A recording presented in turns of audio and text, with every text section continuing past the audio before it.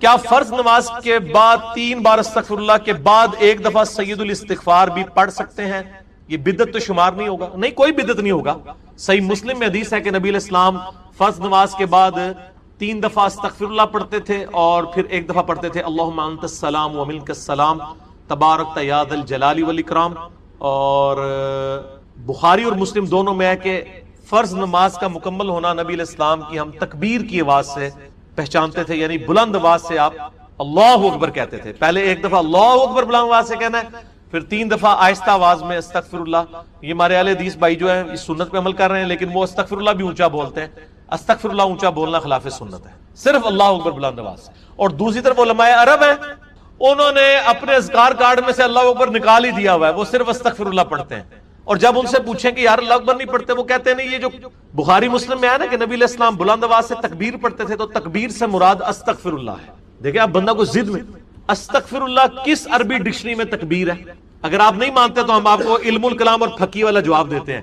بخاری مسلم میں حدیث ہے، حضرت ابو ہریرہ کہتے ہیں کہ نبی علیہ السلام جب نماز شروع کرتے تو تکبیر کہتے، جب رکوع میں جاتے تو تکبیر کہتے، جب رکوع سے سر اٹھاتے تو سمیع اللہ لمن حمیدہ ربنا ولک الحمد کہتے، جب سجدے میں جاتے تو تکبیر کہتے، جب سجدے سے سر اٹھاتے تو تکبیر کہتے۔ تو کیا وہ استغفر اللہ کہتے تھے؟ کہتے نہیں، وہ اللہ اکبر ہی ہوتا تھا۔ تو بخاری مسلم میں جو ہے کہ نماز کا ختم ہونا میں تکبیر کی آواز سے پہچانتا تھا، تو وہ بھی پھر استغفر اللہ نہیں، تکبیر ہی ہے۔ یہ میں نے فقی علماء عرب کو بھی دی تھی، اور وہ بڑے ضد میں ہیں۔ وہ کسی کارڈ کے اوپر ان سے جو عربی کارڈ بھی چھپ کے آتے ہیں نا، آپ لوگ دیکھیں نا، وہ اللہ اکبر نہیں لکھا ہوتا۔ یہ تو شکر ہے دارالاسلام والوں نے، چونکہ انٹرنیشنلی سب سے بڑا ادارہ ہے اہل حدیث کا، انہوں نے جو اذکار والے چھاپے ہیں اس میں اللہ اکبر چھاپا ہے، تو یہ عام ہوا ہے، ورنہ پاکستان کے اہل حدیث بھی اس کے اندر مبتلا ہو گئے تھے۔ اب ایون یہاں جو عرب ملکوں سے اہل حدیث آتے ہیں نا، وہ اللہ اکبر نہیں اونچا کہتے ہیں، وہاں پہ ٹرینڈ نہیں ہے، وہ سنت ہی کھا گئے ہوئے۔ دیکھو ایک سوال میں کتنے جواب دیتے ہیں۔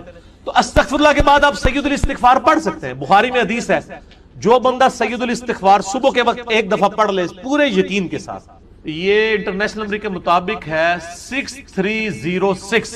ٹھیک ہے جی، ابھی تو میں جوان ہوں۔ اللہم انت ربی لا الہ الا انت خلقتنی وانا عبدک وانا علی عہدک ووعدک ما استطعت اعوذ بک من شر ما صنعت ابوء لک بنعمتک علی وابوء بذنبی فاغفر لی فانہ لا یغفر الذنوب الا انت۔ جو صبح کے وقت پورے یقین سے پڑھ لے، شام سے پہلے مر گیا تو جنتی ہے، اور جو شام کو پڑھ لے صبح سے پہلے پڑھ گیا تو جنتی۔ یہ صبح شام کے اذکار بلو کارڈ میں ہمارا یہ ذکر موجود ہے۔ آپ یہ سید الاستغفار فرض نماز کے بعد پڑھ سکتے ہیں، بلکہ سنت بھی ہے۔ گرین کارڈ میں ہم نے نہیں ڈالا ہوا، جگہ نہیں تھی۔ مسند البزار میں صحیح سند کے ساتھ یہ حدیث موجود ہے کہ نبی علیہ السلام فرض نماز کے بعد بھی ایک دفعہ سید الاستغفار پڑھتے تھے۔ تو نہ صرف یہ جائز ہے بلکہ سنت ہے۔ اور میں الحمدللہ فرض نماز کے بعد جو آیت الکرسی کا وظیفہ ہے، باقی اذکار ہیں، تو میں سید الاستغفار ہر فرض نماز کے بعد پڑھتا ہوں، کیونکہ نبی علیہ السلام کی سنت تھی سید الاستغفار بھی، اور 3 دفعہ استغفر اللہ علیہ سے، اور اللہم انت السلام منک السلام، اور باقی اذکار تسبیحات فاطمہ الگ سے۔ ہم کیا رکوع، سجدہ اور نماز دیگر مقامات پہ جہاں تسبیحات اور دعا کی جاتی ہے اس کے بعد دروشی پڑھ سکتے ہیں؟ ضرور پڑھیں۔ دعائیں نبی علیہ السلام کی حدیث ہے صحیح مسلم میں کہ سجدے میں تم اپنے رب کے سب سے قریب ہوتے ہو، اس وقت زیادہ سے زیادہ دعائیں کرو۔ لیکن صحیح مسلم میں حدیث ہے مولا علی رضی اللہ تعالیٰ عنہ سے کہ نبی علیہ السلام نے ہمیں سجدے اور رکوع میں قرآن پڑھنے سے منع کیا ہے۔ قرآن نہ پڑھیں، دعائیں پڑھیں، اور دعا قرآن والی دعا بھی پڑھ سکتے۔ ربنا آتنا فی الدنیا حسنہ اگر کوئی پڑھتا ہے، وہ قرآن نہیں پڑھ رہا، قرآنی دعا پڑھ رہا ہے، دعا کی نیت سے، کیونکہ یہ تو الگ سے حدیث میں بھی ہے۔ ورنہ تو سبحان اللہ بھی تو قرآن میں آیا ہے، وہ بھی نہیں پڑھ سکتے۔ الحمدللہ آیا قرآن میں نہیں، قرآن کی نیت سے قرآن پڑھنا منع ہے۔ قرآنی دعائیں، قرآنی اذکار رکوع اور سجود میں پڑھیں۔ بلکہ نبی علیہ السلام دعا نہیں پڑھتے تھے، سبحانک اللہم ربنا وبحمدک اللہم اغفر لی، بخاری مسلم میں آتا ہے رکوع اور سجدے میں، یہ دعا ہی ہے نا، استغفار ہے، دعا ہے، اے اللہ مجھے بخش دے۔ اس کے بعد آپ دروشی پڑھیں، اللہم صلی علی محمد وعلی آل محمد، ٹھیک ہے۔ دروشی بھی چونکہ دعا ہے نبی علیہ السلام کے حق میں، اہل تشیع تو پڑھتے ہیں رکوع اور سجدے میں، آپ بھی پڑھیں، کوئی مسئلہ نہیں ہے۔ وطر میں بھی ہم تو پڑھتے ہیں اہل سنت، دعائے قنوت کے بعد درود شریف، جنازے میں بھی پڑھتے ہیں درود شریف، ہر نماز کے تشہد میں پڑھتے ہیں درود شریف۔ رکوع میں سجدے والی دعا منہ سے نکل جائے یا سجدے میں رکوع والی، تو کیا سجدہ صاحب ہوگا؟ کوئی نہیں کرنا ہوگا، بلکہ کئی دعائیں تو کامن ہیں۔ صحیح مسلم میں کہ رکوع اور سجدے میں نبی علیہ السلام پڑھتے تھے سبوح القدوس رب الملائکۃ والروح۔ بخاری مسلم دونوں میں ہے کہ نبی علیہ السلام رکوع اور سجدے دونوں میں پڑھتے تھے سبحانک اللہم ربنا وبحمدک اللہم اغفر لی۔ دعائیں کامن ہیں، ایک دعا ہے جو ڈیفرنٹ ہے، جو ترمذی میں آئی ہے کہ نبی علیہ السلام حکم دیتے کہ رکوع میں پڑھیں سبحان ربی العظیم اور سجدے میں پڑھیں سبحان ربی الاعلیٰ.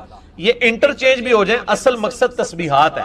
سجدہ صاحب واجب نہیں ہوگا، نماز ہو جائے گی. کیا درس کے دوران بندہ دل سے کوئی ذکر کر سکتا ہے یا درس خاموشی سے سنے؟ کر سکتے ہیں ذکر. جمعے کے خطبے کا پروٹوکول ہے کہ اس کے دوران آپ نے کچھ نہیں کرنا. ویسے نبی علیہ السلام کا نام آ گیا صلی اللہ علیہ وآلہ وسلم کر لیں، لیکن مسلسل تسبیح لے کے بیٹھے ہوئے ہیں آپ، تقریر نہیں آپ سن رہے امام کی خطیب کی، یہ غلط ہے. باقی اس کا وہ پروٹوکول نہیں ہے، بہتر ہے کہ اس میں بھی نہ کریں. لیکن اگر آپ اس کے ذکر کرنے کے دوران مجھے سن بھی صحیح اٹینٹیو ہو کہ یہ پیرلل میں دونوں کام کر رہے ہیں تو جائز ہے. میں نہیں کہنا کہ میرا ضروری سننا ہے. بعض لوگ ہوتے ہیں جن کی زبان چلتی ہے، میں خود بھی مطلب کئی مجلسوں میں بیٹھتا ہوں، دروشی پڑھتا رہتا ہوں، میں بات بھی سن رہا ہوتا ہوں. بلکہ ہم تو اب اتنے تیز ہو گئے ہیں، ہماری تو 4 آنکھیں اور 10 کان ہوتے ہیں. لوگوں کے ساتھ وہ دعوت و تبلیغ کی وجہ سے جڑ کے تو 3 نمازیں بھی سمجھ آ رہی ہوتی کہ وہ کہنا ہے تو جائز ہے. اللہ کی یاد، لا الہ الا انت سبحانک انی کنت من الظالمین، سورۃ الانبیاء میں آیا. اور اللہ تعالیٰ نے فرمایا سورہ الصفات میں کہ اگر یونس اس دعا کے ساتھ ہمیں یاد نہ کرتا ہائے ہائے تو پھر اسی دن مچھلی کے پیٹ سے نکالا جاتا جس دن کے مردے نکالے جائیں گے. یعنی قیامت تک، یعنی وہ مچھلی یونس کی قبر بن جاتی اگر وہ یہ دعا نہ کرتا. اس سے کئی رزلٹ نکلے. ایک تو رزلٹ یہ نکلا کہ یہ دعا اللہ کو اتنی محبوب ہے کہ وہ اللہ جس کا جلال اتنا ہے کہ وہ اپنے پیغمبر کو بھی کہہ رہا ہے کہ تو نے قیامت والے دن ہی نکلنا تھا، کہ مجھے اتنا غصہ ہے تیرے اوپر، گناہ کے اوپر نہیں لغزش کے اوپر، وہ غصہ بھی ٹھنڈا ہوگا. اس لیے میں کہتا ہوں سب سے بیسٹ استغفار جو آئے ہیں ان میں سے ایک لا الہ الا انت سبحانک انی کنت من الظالمین ہے. اور جامعہ ترمذی میں حدیث ہے جو شخص بھی یونس کی دعا کے ساتھ اللہ کی طرف متوجہ ہوا اللہ اسے معروم نہیں لوٹائے گا. یہ اسماء اعظم میں سے ہے. اور قرآن میں بھی ہے کذالک ننجی المؤمنین، مومنین کو بھی ہم نجات دیں گے جو یہ یونس کی طرح دعا مانگے گا. یہ تو قرآن میں بھی ذکر ہے. لا اچھا اس کی دیکھیں ترجمہ کتنا پیارا ہے. لا الہ الا انت، کوئی معبود نہیں سوائے تیرے، سبحانک اللہ تو تو غلطیوں سے پاک ہے، انی کنت من الظالمین میں تو انسان ہوں، میں غلطیاں کروں گا.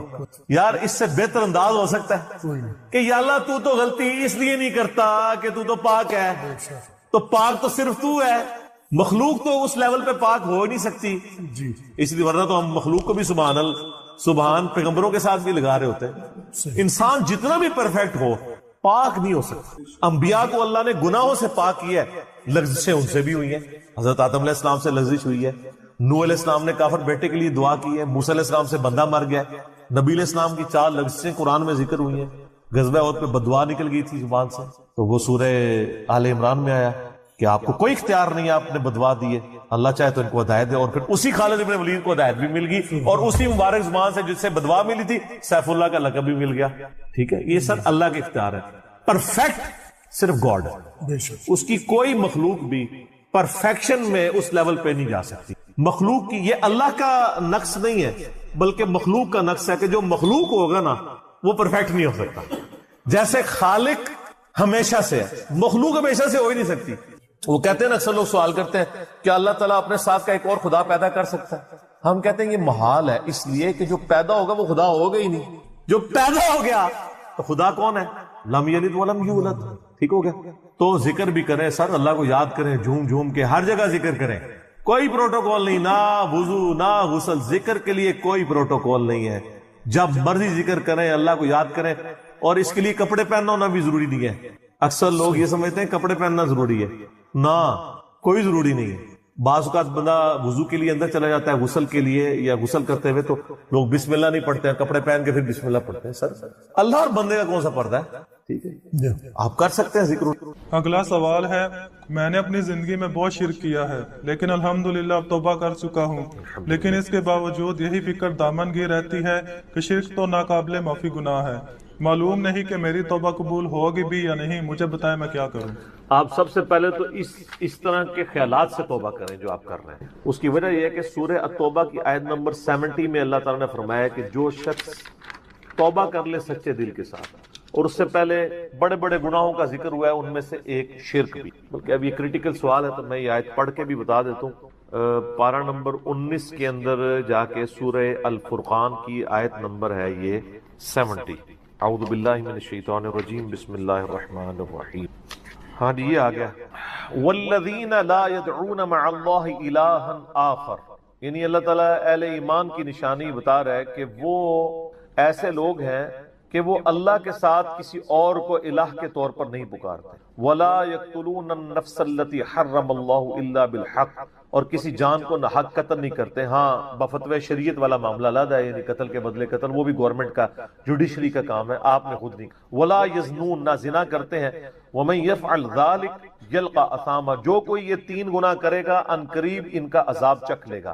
کون سے 3 بڑے گناہ گنوائے گئے ہیں؟ نمبر 1 اللہ کے ساتھ شرک، نمبر 2 قتل ناحق، اور نمبر 3 زنا۔ حتیٰ کہ بخاری مسلم میں ایک حدیث ہے کہ نبی علیہ السلام سے جب بڑے بڑے گناہوں کے بارے میں پوچھا گیا نا تو آپ نے یہی 3 گناہ گنوائے اور پھر آپ نے کہا قرآن پڑھ کے دیکھو، یعنی نبی علیہ السلام بھی اپنی بات کی دلیل میں قرآن پیش کرتے ہیں، ماشاءاللہ تعالی۔ والذین لا يدعون مع اللہ الہا آخر ولا يقتلون النفس التي حرم اللہ الا بالحق ولا يزنون ومن يفعل ذلك يلقى اثاما يضاعف له العذاب يوم القيامة ويخلد فيه مهانا، جو یہ 3 گناہ کرے گا اس کے لیے عذاب دگنا کر دیا جائے گا قیامت میں، اور وہ ذلیل و خوار کر کے آگ میں یعنی جھونکا جائے گا۔ الا من تاب، ہاں اگر کوئی ان گناہوں سے توبہ کر لے۔ کون سے؟ نمبر 1 شرک، نمبر 2 قتل ناحق، اور نمبر 3 زنا۔ وآمن وعمل عملا صالحا، اور ایمان لے آئے، یعنی ایمان تو پہلے بھی ہوگا نہیں، صحیح والا ایمان، اور نیک عمل کرے، فاولئک یبدل اللہ سیئاتہم حسنات، تو پھر ایسے شخص کے گناہوں کو بھی اللہ تعالیٰ نیکیوں سے بدلے گا۔ صرف معافی نہیں سر، جتنے بڑے بڑے گناہ تھے اسی لیول کی بڑی بڑی نیکیاں۔ وکان اللہ غفور الرحیم، اور اللہ تعالیٰ تو بخشنے والا مہربان ہے۔ ومن تاب وعمل صالحا، جو کوئی توبہ کرے اور نیک اعمال کرے، فإنہ یتوب الی اللہ متابا، تو اللہ تعالیٰ کہتا ہے کہ میرے ذمہ اس کی توبہ کو قبول کر، یعنی اللہ تعالیٰ نے اپنے اوپر خود سے واجب کیا، حالانکہ اللہ تعالیٰ کسی چیز کا پابند نہیں ہے کہ جو میری طرف رجوع لائے گا میں اسے ضرور معاف کروں۔ تو اگر کسی شخص کو اس طرح کا وہم آتا ہے نا، اور یہ وہم اس لیے بھی آ رہا ہوتا ہے، بعض اوقات لوگ یعنی اس کا ترجمہ کرتے ہوئے بالکل لفظی ترجمہ کر رہے ہوتے ہیں۔ قرآن حکیم کی آیات چونکہ پورے کانٹیکسٹ کے ساتھ ہوتی ہیں، بیک گراؤنڈ میں آیات نازل ہوئی ہوتی ہیں، لہٰذا میں جب بھی ان آیات کا ترجمہ کرتا ہوں نا، جب اسپیسیفکلی شرک کو ایڈریس کر رہا ہوتا ہوں، میرا لیکچر نمبر ہے مسئلہ نمبر 3 دعا صرف اللہ ہی سے، اور سچ پیپر بھی ہے اس کے اوپر، تو ہم یہ ترجمہ جو ہے نا یہ آیت ان اللہ لا یغفر ان یشرک بہ، بے شک اللہ اس گناہ کو کبھی معاف نہیں کرے گا کہ کوئی شخص اللہ کے حضور قیامت والے دن اس حال میں پیش ہوا کہ اس نے دنیا میں شرک کیا ہوا، یعنی بغیر توبہ کے وہ مرا۔ وَيَغْفِرُ مَا دُونَ ذَلِكَ لِمَن یشاء، اور شرک کے علاوہ ہر گناہ معاف کر دے گا، وہ بھی اوپن لائسنس نہیں، جس کے لیے چاہے گا۔ یعنی جو شخص شرک سے توبہ کیے بغیر گیا نا، اس کی تو توبہ ہے ہی نہیں قیامت۔ ہاں دنیا میں کر گیا وہ معاملہ علیحدہ ہے، قیامت میں اللہ سے اس حال میں ملا کہ اس نے دنیا میں شرک کیا ہوا اور توبہ نہیں کی، تو اللہ تعالیٰ اس کا گناہ معاف نہیں۔ وَمَن يُشْرِكْ بِاللَّهِ فَقَدْ ضَلَّ ضَلَالًا بَعِيدًا، جو کوئی شرک کرتا ہے وہ گمراہی میں دور جا پڑا، وَلِعَوْذُ بِاللَّهِ تَعَالَى۔ دنیا میں تو میرے بھائی جامعہ ترمذی میں حدیث ہے، نبی علیہ السلام نے فرمایا موت کے غرغرے سے پہلے پہلے اللہ تعالیٰ توبہ قبول کرے۔ موت کے غرغرے سے مراد ہے نزع کا عالم طاری ہونے سے پہلے، جب کسی کو موت نظر آ گئی نا اب وہ توبہ نہیں کرتا۔ تو قرآن حکیم میں ہے نا، فرعون جب ڈوبنے لگا تھا تو اس نے کیا کہا تھا، میں ہارون اور موسیٰ کے رب پر ایمان لاتا ہوں، بنی اسرائیل کے رب پہ، تو اللہ تعالیٰ نے کیا فرمایا تھا، الآن، اب لایا ایمان، حالانکہ ایمان تو لے آیا تھا، وہ غرغرہ تو وہ لے ہی رہا تھا نا، غوطہ تو کھا رہا تھا نا۔ تو موت کے غرغرے سے مراد ہے نزع کا عالم طاری ہونے سے پہلے۔ اور اس میں ایک پوائنٹ کئی دفعہ ہائی لائٹ کر چکا ہوں، یہاں پہ بھی کر دوں، اگر آپ کو کسی شخص کے بارے میں یہ پتا چل جائے نا کہ اس کو لا علاج بیماری لگ چکی اور وہ کچھ عرصے میں ایکسپائر ہو جائے گا، جیسے کینسر ہے، یعنی ہم نے یہ لرن کر لیا نا کہ کینسر جب 3rd سٹیج کے اوپر پہنچ جاتا ہے تو وہ انسان بچتا نہیں۔ جس شخص کو کینسر ہوا ہے یا سپوز اس کے گردے فیل ہو گئے یا دل بالکل ایج پہ پہنچ چکے، ایسے لوگوں کو یعنی پاکستان انڈیا میں تو لوگ چھپاتے ہیں کہ پہلے ہی نہ کہیں مر جائے وہ سن کے۔ کتنی حیران کن بات ہے کہ مسلمان جس کے لیے موت ایسٹ ہونی چاہیے، چلو کافر کو تو سمجھ آتا ہے، اس نے تو دنیا ہی کبائی ہے نا، مسلمان بھی مرنے سے پہلے مر جاتے ہیں موت کا سن کے، ایسا تو نہیں ہونا چاہیے اصول۔ اور یہ ٹانٹ اللہ نے قرآن پاک میں یہودیوں کو دی ہے سورہ جمعہ کے اندر، کہ کہتے ہیں نا اللہ کے بڑے چہیتے ہیں، ان کو کہو کہ تم موت کی تمنا کرو، اگر تم سچے ہو. اگر تم اللہ کے چاہتے ہو تو پھر موت تو تمہارے لیے خوشخبری ہونی چاہیے, لائبلٹی نہیں ہونی چاہیے, ایسٹ ہونی چاہیے. اب یہی تان ہمیں بھی آ رہا ہے. مسلمان کی حالت نہیں ہونی چاہیے, اس کو موت کا پتہ چلے تو جناب وقت سے پہلے ہی مرنے کی کوشش کرے. تو لیکن آپ یورپ امریکہ میں اگر کسی کو بیماری ہو نا, اس کو بتا دیا جاتا ہے کہ سر پلان کر لیں, 6 مہینے ہیں, اور 6 مہینے بھی ان کے پلان ہے, وہ 6 سال بھی ہو سکتے ہیں, 6 گھنٹے بھی ہو سکتے ہیں, وہ تو اللہ کی مرضی ہے, وہ ایک ایسٹیمیٹ بتاتے ہیں. یہاں پہ لوگ چھپا لیتے ہیں. اس کا نقصان یہ ہے کہ نہ وہ اپنی لائف کو یعنی کوئی وراثت کے پوائنٹ آف ویو سے مینج کر سکتا ہے, اور سب سے بڑھ کے اسے توبہ کی طرف آپ کو لانا چاہیے. میں تو کہتا ہوں کسی کو کینسر ہو گیا ہے, ابھی اس میں موت کا غرغرہ نہیں آیا, کو کینسر ہوا ہے نا, پتہ نہیں کب مرنا ہے, ٹھیک ہے نا, نزع کا عالم بھی نہیں ہے, اس کو سب سے پہلے بتائیں کہ بھئی تمہیں لا علاج بیماری ہے, تمہاری ڈیتھ کسی بھی وقت ہو سکتی ہے, اللہ کی طرف رجوع لاؤ. سر اس نے پوری زندگی بھی عیاشی کی تھی نا, وہ اپنی آخرت مینج کر سکتا, وہ تو خیر کر سکتا ہے, ہمیں بھی اپنی آخرت مینج کرنی چاہیے. روزانہ مرنے سے پہلے توبہ کرنی چاہیے. روزانہ ہم مرتے ہیں نا, صحیح بخاری میں حدیث ہے نا, نبی علیہ السلام رات کو سوتے ہوئے کیا دعا مانگتے تھے؟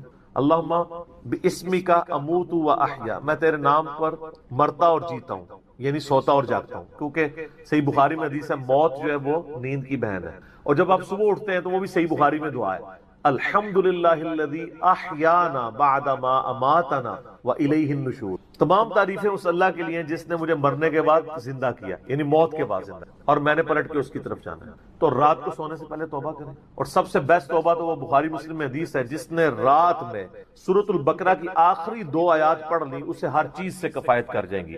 آمن الرسول بما انزل الیہ من ربہ والمؤمنون کل آمن باللہ وملائکتہ وکتبہ ورسلہ لا نفرق بین احد من رسلہ وقالوا سمعنا واطعنا غفرانک ربنا والیک المصیر لا یکلف اللہ نفسا الا وسعها. آنورڈ.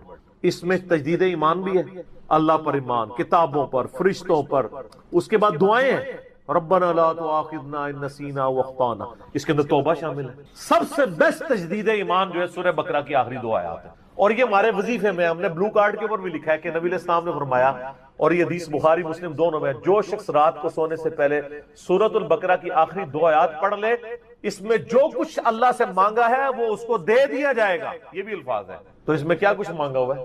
تو تجدید ایمان. پھر صحیح بخاری میں حدیث ہے کہ نبی علیہ السلام فرمایا جو صبح یقین کے ساتھ 1 دفعہ پڑھ لے, سید الاستغفار, اور شام سے پہلے اگر مر گیا سیدھا جنت میں. اور اگر شام کو پڑھ لیا پورے یقین کے ساتھ, یقین سے مراد ہے کہ باقی توبہ کا اس کا ارادہ ہوا, صبح سے پہلے مر گیا سیدھا جنت. اللہم انت ربی لا الہ الا انت خلقتنی وانا عبدک وانا علی عہدک ووعدک ما استطعت اعوذ بک من شر ما صنعت ابوء لک بنعمتک علی وابوء بذنبی فاغفر لی فانہ لا یغفر الذنوب الا انت. یہ سید الاستغفار ہے. تو یہ وہ ہے توبہ جو روزانہ کرنی چاہیے, نزع سے پہلے, یعنی صبح بھی پڑھے شام کو. بلکہ مسند البزار میں صحیح سند کے ساتھ ہے کہ نبی صلی اللہ علیہ وآلہ وسلم ہر فرض نماز کے بعد بھی سید الاستغفار پڑھتے ہیں, ہر فرض نماز کے. ایک تو ہم پڑھتے ہیں نا اللہ اکبر استغفر اللہ استغفر اللہ استغفر اللہ اللہم انت السلام و منک السلام تبارک یا ذا الجلال والاکرام. اس کے بعد آپ سید الاستغفار آیت الکرسی بھی پڑھیں. آیت الکرسی کے بارے میں بھی آیا ہے سنن نسائی الکبریٰ کے اندر صحیح سند کے ساتھ, ہم نے گرین کارڈ میں ڈالا ہے کہ جو شخص آیت الکرسی فرض نماز کے فوراً بعد پڑھے گا مرتے ہی جنت میں جائے گا. لیکن نماز پڑھے گا, خالی آیت الکرسی نہیں, نماز کے فوراً, تو نماز بھی اس کو پڑھنی چاہیے. تو اس طرح یعنی تجدید ایمان والا یہ معاملہ بھی کرنا چاہیے, اور یہ وہمی نہیں بننا چاہیے کہ اللہ تعالیٰ معاف نہیں کرے گا. صحیح بخاری اور مسلم دونوں میں حدیث ہے کہ میں اپنے بندے کے گمان کے قریب ہوں. جو بندہ میرے لیے گمان کرتا ہے میں ویسا ہوں. جو شخص کہتا ہے اللہ مجھے معاف نہیں کرے گا تو اس کو واقعی اللہ معاف نہیں, اور جو کہے گا کہ اللہ تعالیٰ مجھے معاف کر دے گا اسے اللہ معاف. تو انشاءاللہ تعالیٰ یہ کبھی ایسا نہیں کرنا چاہیے اللہ تعالیٰ سے نا امیدی والا معاملہ. آپ اپنے رب کے وعدوں پر, نبی صلی اللہ علیہ وسلم کے وعدوں پر یقین رکھیں کہ جس شخص نے سچے دل سے توبہ کی ہے اس کی نہ صرف توبہ قبول ہوگی سورۃ الفرقان آیت نمبر 70 کے تحت, بلکہ اس کے گناہوں کو بھی نیکیوں سے بدل دیا جائے گا. تو اللہ تعالیٰ رجوع لانے والوں کو پسند فرماتا ہے. بار بار رجوع لاتے رہنا چاہیے. اللہ تعالیٰ سے اپنے آپ کو آزاد نہیں کرنا چاہیے. نیکی کی ہو یا نہ کی ہو, گناہ کیا ہو یا نہیں کیا, یہ علیحدہ سے بات ہے. نبی علیہ السلام سے بڑھ کر کون نیک ہو سکتا ہے؟ صحیح بخاری میں حدیث ہے کہ میں بھی روزانہ 70 سے زیادہ دفعہ اپنے رب کی طرف استغفار لے کے آتا ہوں. استغفر اللہ و اتوب الیہ, نبی علیہ السلام. اور یہ 70 کا عدد آپ نے کثرت کے لیے بولا ہے, عربی میں 70 کا مطلب 70 ڈیجٹ نہیں ہوتا، 70 کا مطلب 1000 دفعہ بھی ہو سکتا ہے، 10,000 دفعہ بھی ہو سکتا ہے، 100 دفعہ بھی ہو سکتا ہے، کثرت کے لیے بولا جاتا ہے۔ تو استغفار تو بندے کی ضرورت ہے، یہ اللہ سے ایک نیکی ہے، اور ہر چیز کے ساتھ استغفار اٹیچ ہے۔ آپ دیکھیں کہ محفل سے اٹھنے کی جو دعا ہے اس میں استغفار ہے، سبحانک اللہم و بحمدک اشہد ان لا الہ الا انت استغفرک و اتوب الیک، سنن نسائی میں حدیث ہے۔ پھر سنن نسائی الکبریٰ میں حدیث ہے کہ نبی علیہ السلام وضو کے بعد بھی یہ دعا پڑھتے ہیں، سبحانک اللہم و بحمدک اشہد ان لا الہ الا انت استغفرک و اتوب الیک، اور فرمایا یہ پڑھ لو تو یہ اللہ تعالیٰ قیامت کے دن تک کے لیے اس کو سنبھال کے رکھ دے گا، تمہیں اس کے عوض نیکیاں ملیں گی۔ تو رجوع اللہ، استغفار، ہر وقت اللہ کی طرف رجوع لاتے رہنا۔ اور سب سے بیسٹ یہ ہے کہ نماز کے تشہد کی آخری جو دعائیں والا پورشن ہے نا، اس میں استغفار مانگیں، کیونکہ صحیح بخاری میں حدیث ہے جب درود شریف تشہد میں پڑھ چکو اس کے بعد جو چاہو اپنے رب سے مانگو، سجدوں میں بھی مانگیں۔ صحیح مسلم میں حدیث ہے سجدے میں انسان اپنے رب کے سب سے زیادہ قریب ہوتا ہے، تم خوب رب سے دعائیں مانگا کرو۔ اور نبی علیہ السلام نے دعا بھی سکھا دی، بخاری اور مسلم دونوں میں ہے کہ نبی علیہ السلام رکوع اور سجدے میں پڑھتے تھے سبحانک اللہم و بحمدک اللہم اغفر لی، یہ ہمارے وہ اذکار میں لکھا نا، سبحانک اللہم و بحمدک اللہم اغفر لی، تو اس میں دعا ہی ہے۔ پھر 2 سجدوں کے درمیان میں رب اغفر لی رب اغفر لی۔ سر استغفار تو ہر جگہ ہی چل رہا ہوتا ہے، تو اللہ کی طرف رجوع لائیں اور اللہ سے امید رکھیں۔ دنیا میں کسی نے توبہ کر لی تو موجہ ہی موجہ، یہ آخرت کے لیے معاملہ ہے۔ تو شرک، یار آپ نے کیا شرک کیا ہوگا جو صحابہ کرام نے قبول ایمان سے پہلے کیا؟ سر صحیح مسلم میں حدیث ہے 321 نمبر، میں نے کربلا والے ریسرچ پیپر میں ڈالی، بڑی لمبی حدیث ہے۔ عمر بن عاص رضی اللہ تعالیٰ عنہ کہتے ہیں کہ جب مجھے یہ اندازہ ہوا کہ اب نبی علیہ السلام یعنی غلبہ پائیں گے، یعنی اللہ نے ان کا سینہ اسلام کے لیے کھول دیا، اسلام قبول کرنے کے لیے نبی صلی اللہ علیہ وآلہ وسلم کی خدمت میں حاضر ہوئے، تو خود ہی بتاتے ہیں، اور انہوں نے اپنے نزع کے عالم میں موت کے وقت میں اپنے بیٹے کو، بڑی لمبی بڑی رکت انگیز حدیث ہے، میرا یوٹیوب پہ کلپ بھی ہے، عمر بن عاص کی موت کے وقت اشک بار آنکھوں سے، تو خیر اس میں یہ بھی الفاظ ہیں، کہتے ہیں جب میں نبی صلی اللہ علیہ وسلم کے پاس ایمان لانے کے لیے گیا نا، تو نبی علیہ السلام نے اپنا دایاں ہاتھ آگے بڑھایا بیعت کرنے، تو کہتے ہیں میں نے دایاں ہاتھ بڑھایا لیکن حضور کے ہاتھوں میں ہاتھ دینے سے پہلے ہی میں نے کہا یا رسول اللہ پہلے مجھے گارنٹی دیں کہ میں نے جو کچھ اسلام کے خلاف سازشیں کی ہیں پچھلے 19 سال میں، اسلام کے آنے کے بعد 19 سال تک اسلام کے خلاف یہ اور خالد ابن ولید دونوں، یہ دونوں کٹھے مسلمان ہوئے تھے ایک ہی دن ایک ہی وقت، 19 سال۔ پھر اسلام کی حالت میں انہیں 19 سال نہیں ملے ہیں حضرت خالد ابن ولید، کفر میں ملے ہیں، اسلام میں تھوڑا وقت ملا ہے۔ تو حضرت عمر بن عاص کہتے ہیں میں نے ہاتھ کھینچ لی، میں نے کہا یا رسول اللہ پہلے گارنٹی دے میرے سارے گناہ معاف ہوں، تو آپ صلی اللہ علیہ وسلم نے فرمایا کہ اے عمر کیا تجھے نہیں پتا کہ اسلام پچھلے کے سارے گناہوں کو معاف کر دیتا ہے، اور اللہ کی راہ میں ہجرت پچھلے کے سارے گناہوں کو معاف کر دیتی ہے، اور حج مبرور پچھلے کے سارے گناہوں کو معاف کر، تو یہ اسلام لے کر آنا کتنی بڑی دولت ہے۔ تو یہ تجدید ایمان کرنا، کلمہ پڑھ کے یہ اپنا تجدید ایمان والا معاملہ بھی کرتے رہنا چاہیے، یہ بھی ایک توبہ کا ذریعہ ہے۔ اللہ سے امید رکھیں، اللہ کو اصل میں باغی پسند نہیں ہے، جو گناہ کر کے توبہ کر لیتے ہیں نا وہ اللہ کو بڑے پسند ہیں، اتنے پسند ہیں کہ ایک بڑی عجیب و غریب روایت ہے صحیح بخاری اور مسلم میں، صحیح مسلم میں ذرا زیادہ ڈیٹیل ہے کہ نبی علیہ السلام فرماتے ہیں اگر تم گناہ کرنا چھوڑ دو گے تو اللہ تعالیٰ تمہیں ختم کر دے اور ایسی مخلوق لے کے آئے گا کہ جو گناہ کرتی ہو اور اللہ ان کو معاف کر کے خوشی محسوس۔ اچھا اس کو بعض لوگوں نے دوسری طرف لے لیا، ان کا جی اللہ تعالیٰ گناہوں سے بڑا خوش ہوتا ہے، نہیں نا، اصل میں یہ بتانا چاہ رہے تھے نبی صلی اللہ علیہ وآلہ وسلم کہ انسان کے اندر بلٹ ان فالٹ رکھا گیا ہے کہ وہ غلطی کرے گا، اصل مسئلہ یہ ہے کہ وہ آدمی بنے۔ آدم نے اپنی غلطی کو جسٹیفائی کیا، جب غلطی کی تو کیا کہا ربنا ظلمنا انفسنا وان لم تغفر لنا وترحمنا لنکونن من الخاسرین، معاف کر دیا اللہ نے۔ شیطان نے اپنی غلطی کی جسٹیفیکیشن دینا شروع کر دیا، میں ایسے بہتر ہوں، تو نے اس کو مٹی سے بنایا، مجھے آگ سے بنایا ہے، میں اس کو کیسے سجدہ کروں۔ جو اپنی غلطی کی جسٹیفیکیشن دے وہ شیطان ہوتا ہے، اور جو اپنی غلطی کی جسٹیفیکیشن دیے بغیر سیدھی معافی مانگ لے وہ آدمی ہوتا ہے۔ ہم کہتے ہیں نا آدمی، آدم کے ساتھ مضبوط ہو جاتا ہے۔ تو رجوع اللہ، تو وہ نبی علیہ السلام یہ بتانا چاہ رہے تھے کہ ایسی مخلوق جو گناہ نہ کرے وہ تو آلریڈی اللہ کے پاس موجود ہے، فرشتے۔ اللہ نے انسان اور جن کو ایسی مخلوق بنایا ہے جو اپنی ول سے اپنے رب کو چوائس کرے، فَأَلْهَمَهَا فُجُورَهَا وَتَقْوَاهَا، ان میں یعنی برائی کا مادہ بھی رکھ دیا، اچھائی کا بھی، وہ خود اپنی عقل ایز اے انسٹرومنٹ یوز کر کے یہ اللہ تعالیٰ کو خود سے وہ چوز کرے۔ ایسی مخلوق اللہ کو چاہیے تھی۔ سر یہی وہ چیز ہے جیسے انسان فرشتوں سے افضل ہو جاتا ہے، اور میں اکثر کہا کرتا ہوں کہ یہ وہ دولت ہے جو جبرائیل کے پاس بھی. سر جبرائیل مجھ سے اگر میرا ایمان ایکسچینج کرنا چاہے نا میں نہیں کرتا. جبرائیل نے خدا کو مانا ہے خدا کی مرضی اور میں نے خدا کو مانا ہے اپنی مرضی. اس کا کوئی ایکویلنٹ نہیں. اسی لیے انسان اشرف المخلوق. اسی لیے انسان کو اللہ نے اتنا درجہ ہے فرشتے سے بہتر انسان بننا، مگر اس میں لگتی ہے میں نظر. انسان بنے، آدمی بنے، یہ نہ ہو کہ اولئک کالانعام بل هم اضل، جو سورۃ الاعراف میں ہے کہ وَلَقَدْ ذَرَأْنَا لِجَهَنَّمَ كَثِيرًا مِنَ الْجِنِّ وَالْإِنسِ، جنوں اور انسانوں کی اکثریت دوزخ کے لیے ہی پیدا ہوئے ہیں. یہ اللہ نے ایکسپرٹ اوپینین دیا، یہ نہیں ہے کہ میں نے دوزخ کے لیے ان کو بنایا. ساتھ یہ ہے کہ ہم نے ان کو کام دیے تھے، یہ سنتے نہیں، سننے کا سا نہیں سنتے. آنکھیں دی تھی دیکھتے نہیں، دیکھنے کا سا دیکھتے نہیں، یعنی عبرت والا. اور عقل دی تھی، دل دیے تھے. آپ عقل کر لیں ترجمہ، دل کر لیں، وہ سوچتے نہیں ہیں. اولئک کالانعام بل هم اضل، یہ تو چوپایوں کے مانند ہے بلکہ ان سے بھی بدتر ہیں، جو آنکھ کان اور عقل کو یوز کر حق بات تک نہیں پہنچتے. ولا تقف ما ليس لك به علم، 10 کمانڈمنٹس میں سے 9 کمانڈ کیا ہے؟ سورہ بنی اسرائیل آیت نمبر 36.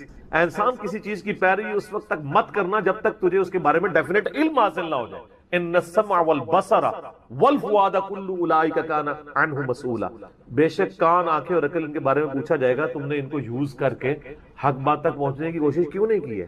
اچھا ہم کوشش ماشاءاللہ کر رہے ہیں لیکن دنیا میں حق بات تک پہنچ. میں آپ سے ایک چھوٹا سا سوال کرتا ہوں، آپ موٹر بائک پہ جا رہے ہو، دن کے وقت آپ نے ہیڈ لائٹ کھولی ہوئی ہو، سامنے سے آپ کو کوئی یوں اشارہ کرے تو آپ اسے گالی سمجھیں گے؟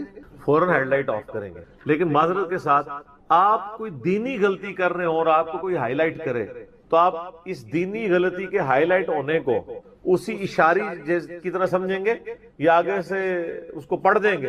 جہاں تو یہی ہوتا ہے، پڑھ جاتا ہے. اسی لیے اکثر لوگ بتانا ہی چھوڑ گئے ہیں. وہ کہتے ہیں یار کیا دسیے، کتنے بوڑھے ہو چکے ہیں، وضو کرنے کا طریقہ نہیں، یہاں تک صرف بازو اوپر کیا ہوتا ہے، ان کو پتہ نہیں کہ کون یوں سمیت دھونا ہے.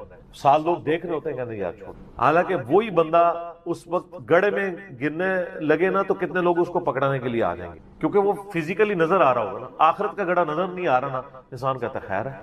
یہی ہمدردی ہماری آخرت کے پوائنٹ آف ویو سے بھی ہو، اور یہی حوصلہ ہمیں سننے کے اعتبار سے بھی ہونا چاہیے. میں اکثر کہتا ہوں کہ دنیا میں اگر آپ کو گالی دے کے بھی آپ کے دنیا کے نفع کی کوئی بات کرے نا، فلانا ٹینگیا تو اتنے بیٹھے ہیں، ادھر تو اناؤنسمنٹ ہوئی ہے کہ جناب جو اپنا شناختی کارڈ لے کے آ جائے تو اس کو راشن فری مل رہا ہے، تو آپ کو اس دوست کی گالی یاد آئے گی کہ یار بڑی مہربانی، بعد میں بھی آ کے بھی شکریہ ادا کریں گے.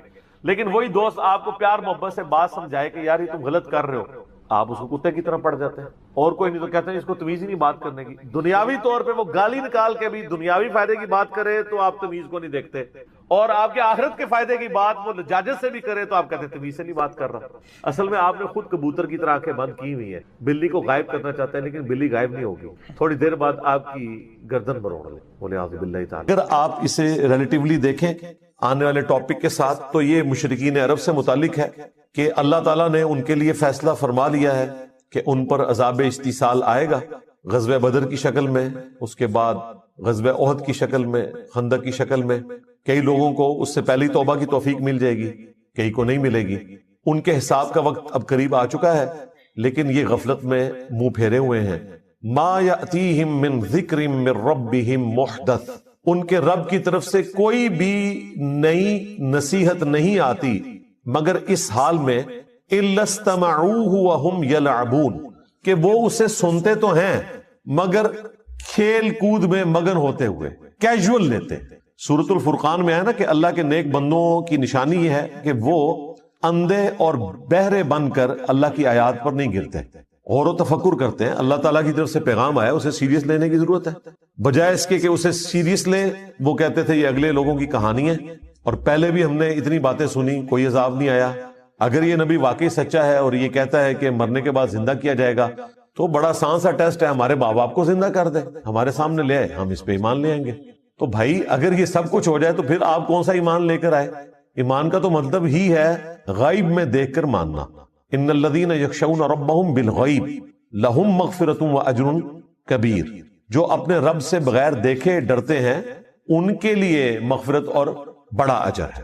دیکھ کر تو سب نے مان لینا ہے. تو اللہ تعالیٰ فرما رہا ہے ان کے پاس کوئی بھی نصیحت آتی ہے، قرآن کی کوئی بھی صورت نازل ہوتی ہے، آیات نازل ہوتی ہیں تو وہ اسے کیجول لیتے ہیں، اس حال میں سنتے ہیں کہ وہ کھیل میں مگن ہے. آج مسلمانوں کا بھی یہی حال ہے. مسلمان تو خیر اس سے بھی پیچھے چلے گئے، وہ کم از کم سن لیتے تھے یہ تو سننے سے بھی قاصر ہے، عربی آتی نہیں ہے، ترجمہ سنتے نہیں ہے۔ لاہیۃ قلوبہم، ان کے دل غافل ہو چکے ہیں، وَأَسَرُّ النَّجْوَى، اور یہ آپس میں سرگوشیاں کرتے ہیں، الذین ظلموا، جو کہ ظالم لوگ ہیں، اور کہتے کیا ہیں، هل هذا الا بشر مثلکم، یہ تو نہیں مگر تمہارے جیسا ہی ایک انسان، یعنی نبی اسلام کے بارے میں وہ کہتے ہیں یہ تمہارے جیسے ہی ایک انسان ہے، اس نے جو دعوی پیغمبری کیا ہے اس میں اور ہم میں کوئی فرق نہیں، نعوذ باللہ۔ افتأتون السحر وانتم تبصرون، کیا تم پیروی کرو گے اس جادو کی جس کو تم اپنی آنکھوں سے دیکھ رہے ہو کہ یہ جادو کر رہا ہے، اس میں کوئی حقیقت نہیں ہے، تو آنکھوں سے دیکھنے کے باوجود تم اس سحر کی پیروی کرنا شروع کر دو گے، وَلِعَوْذُ بِاللَّهِ تَعَالَى۔ یہ نبی اسلام کے لیے وہ غلط کلمات استعمال کرتے تھے، اس کے بعد بھی کافی ساری چیزیں آئیں گی، لیکن اس میں غور طرف بات یہ ہے کہ ان کی بات سچ ہے لیکن اس کا اینگل انہوں نے غلط دیا ہوا ہے۔ یہ بات تو سچ ہے کہ نبی اسلام بھی انسان ہی تھے، سورہ بنی اسرائیل میں آیا کہ اگر زمین پر فرشتے آباد ہوتے تو ہم فرشتوں میں سے پیغمبر بھیجتے، اب چونکہ انسان آباد ہیں تو انسانوں میں سے پیغمبر آئے گا، بات سچ ہے، لیکن بظاہر تو یہ ہماری طرح کے انسان ہیں، اس میں کوئی شک نہیں ہے۔ سب سے بڑا فرق اس حوالے سے جو وہ ایمفسائز نہیں کرتے تھے وہ یہ تھا کہ ان پر اللہ کی طرف سے وحی آتی ہے، اور وہ ایسا کلام لے کر آئے ہیں عربیوں میں کہ عربی بھی ششدر رہ گئے قرآن کے اس اعجاز کو دیکھ کر۔ اسی وجہ سے جو لوگ حق سے غافل تھے انہوں نے یہ کہنا شروع کر دیا گویا کہ نبی اسلام جادو کر دیتے ہیں لوگوں کو، جو بھی سنتا ہے وہ آپ پر ایمان لے آتا ہے اگر وہ سلیم الفطرت ہوا، اگر بے ایمانی پہ اترا ہوا ہے تو اس کے لیے قرآن میں کوئی ہدایت نہیں، سیدھی سی بات ہے۔